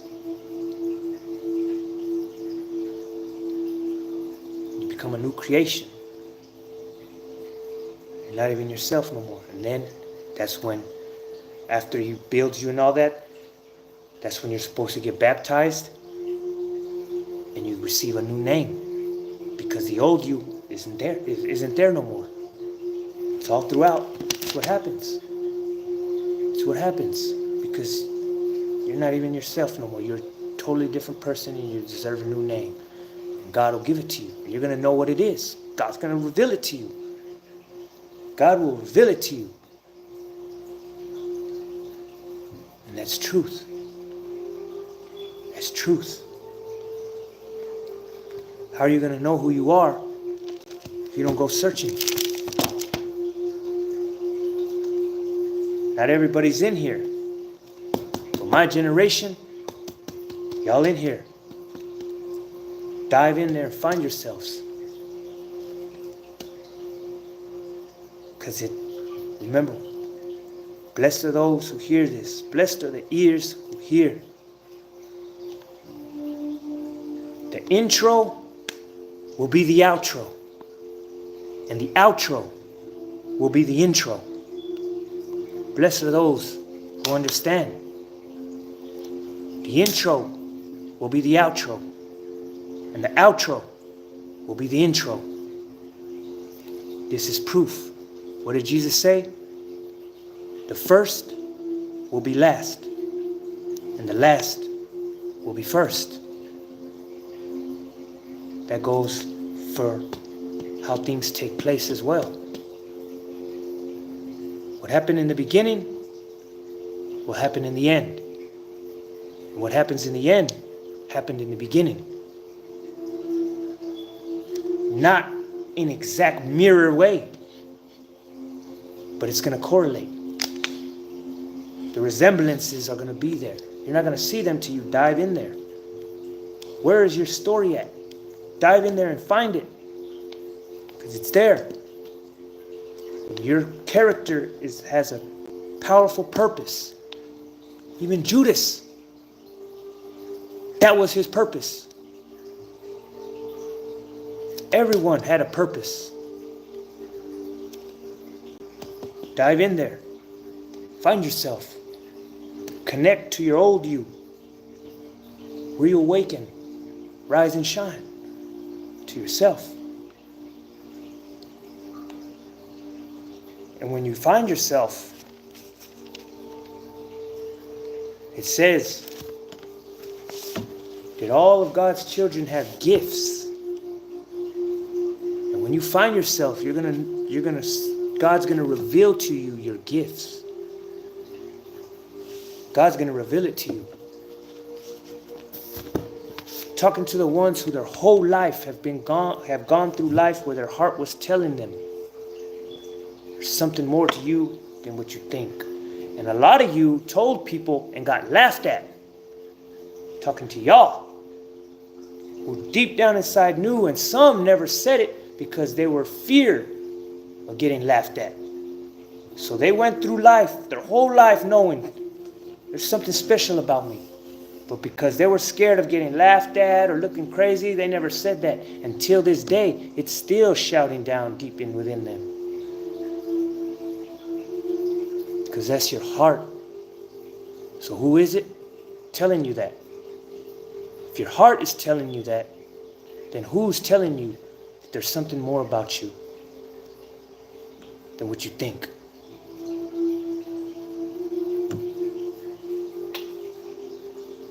Shout out to everybody out there who believes, Shout out to everybody out there staying away from negativity. Shout out to everybody out there preparing for yourselves or for your children. Shout out to everybody out there trying to be a good person. Because sometimes that's the hardest thing to do in this fucked up life. Because when you go, the good finish last. So always remember,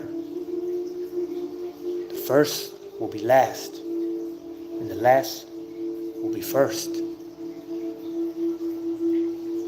Those who are being heard right now will not be heard then. And those who are not heard then. No, those who are not heard now will be heard then. That's whoever's first will be last, and whoever's last will be first. Because whoever's not being heard right now will be heard then. So shout out to all y'all who don't believe in me, believe in Jesus. Because everything I'm saying is really just plagiarism. It's already been said. But the things that need to be done,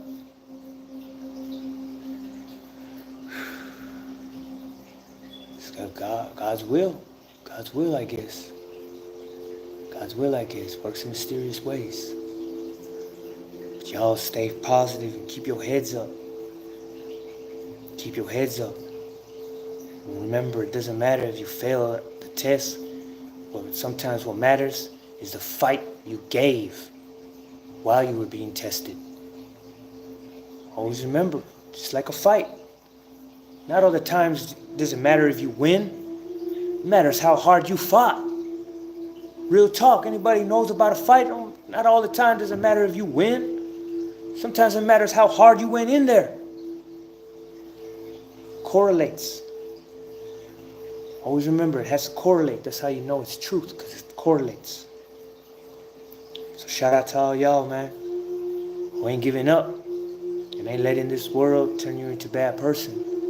Shout out to all y'all who walk with nothing but judging eyes upon you. And don't judge nobody. You just be you. Sometimes there's some people who are good-hearted people, and just by being yourself is a blessing. So shout out. Much love to everybody out there. And I hope that people plant some mustard seeds after this message. Much love to everybody out there. And I apologize to all who I've ever done wrong. But just know, if I've ever done you wrong, I learned to never do anyone like that again. God knows that. If I ever stole from anybody, hurt anybody physically, emotionally, stole from anybody, if I've ever done anything to anybody, just know that I learned to never do that to anybody again. So through you were one of my greatest teachers. To never do to anybody else what I did to you. And I stand on it. And when you stand on that, that's when it matters. Because it don't matter if you say that and then you go and do it. But when you stand on it is when it matters. When God can actually say, yeah, and pull that person that you did wrong and say, because of what he did to you, he will never do that again to anybody else. Shout out to all people who are like that. Because we go through life doing things sometimes that we don't even know why we're doing them. We're walking blind. And then when we realize, sometimes God, I feel like sometimes God does that just to see if you feel bad. It's like being drunk and you do something and then you sober up and you're like, damn, you either feel bad about it or you don't. And sometimes that's why I would call it an intoxication of God, where he puts something in you to do something. You don't even know why you did it. And then you did it, and you come back to your real self, and you're like, damn, what the fuck? Now, two things are going to happen. You either feel bad for what you did, or you didn't. And sometimes that's what God wanted to see. If you felt bad, if you felt guilty, if you felt ashamed, and if you do, maybe that was the test. To see if you felt bad for that. And to see how hard of a fight you will put up to never do that again. That's when the reward comes. So shout out to all y'all, man. Elijah has spoken. I come in peace, and I leave in peace. I want everybody out there to give thanks. To give thanks for this beautiful world we have. Because when you go out there, you see it's beautiful. It's beautiful.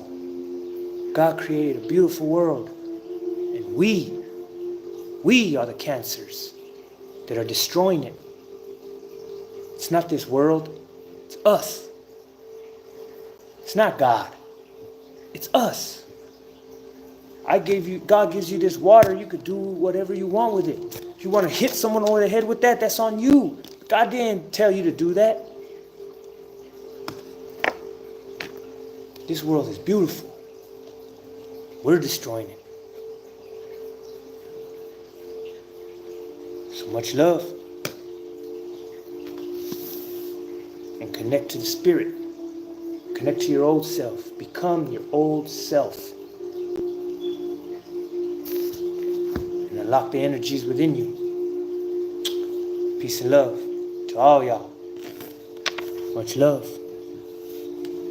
And I hope that nobody takes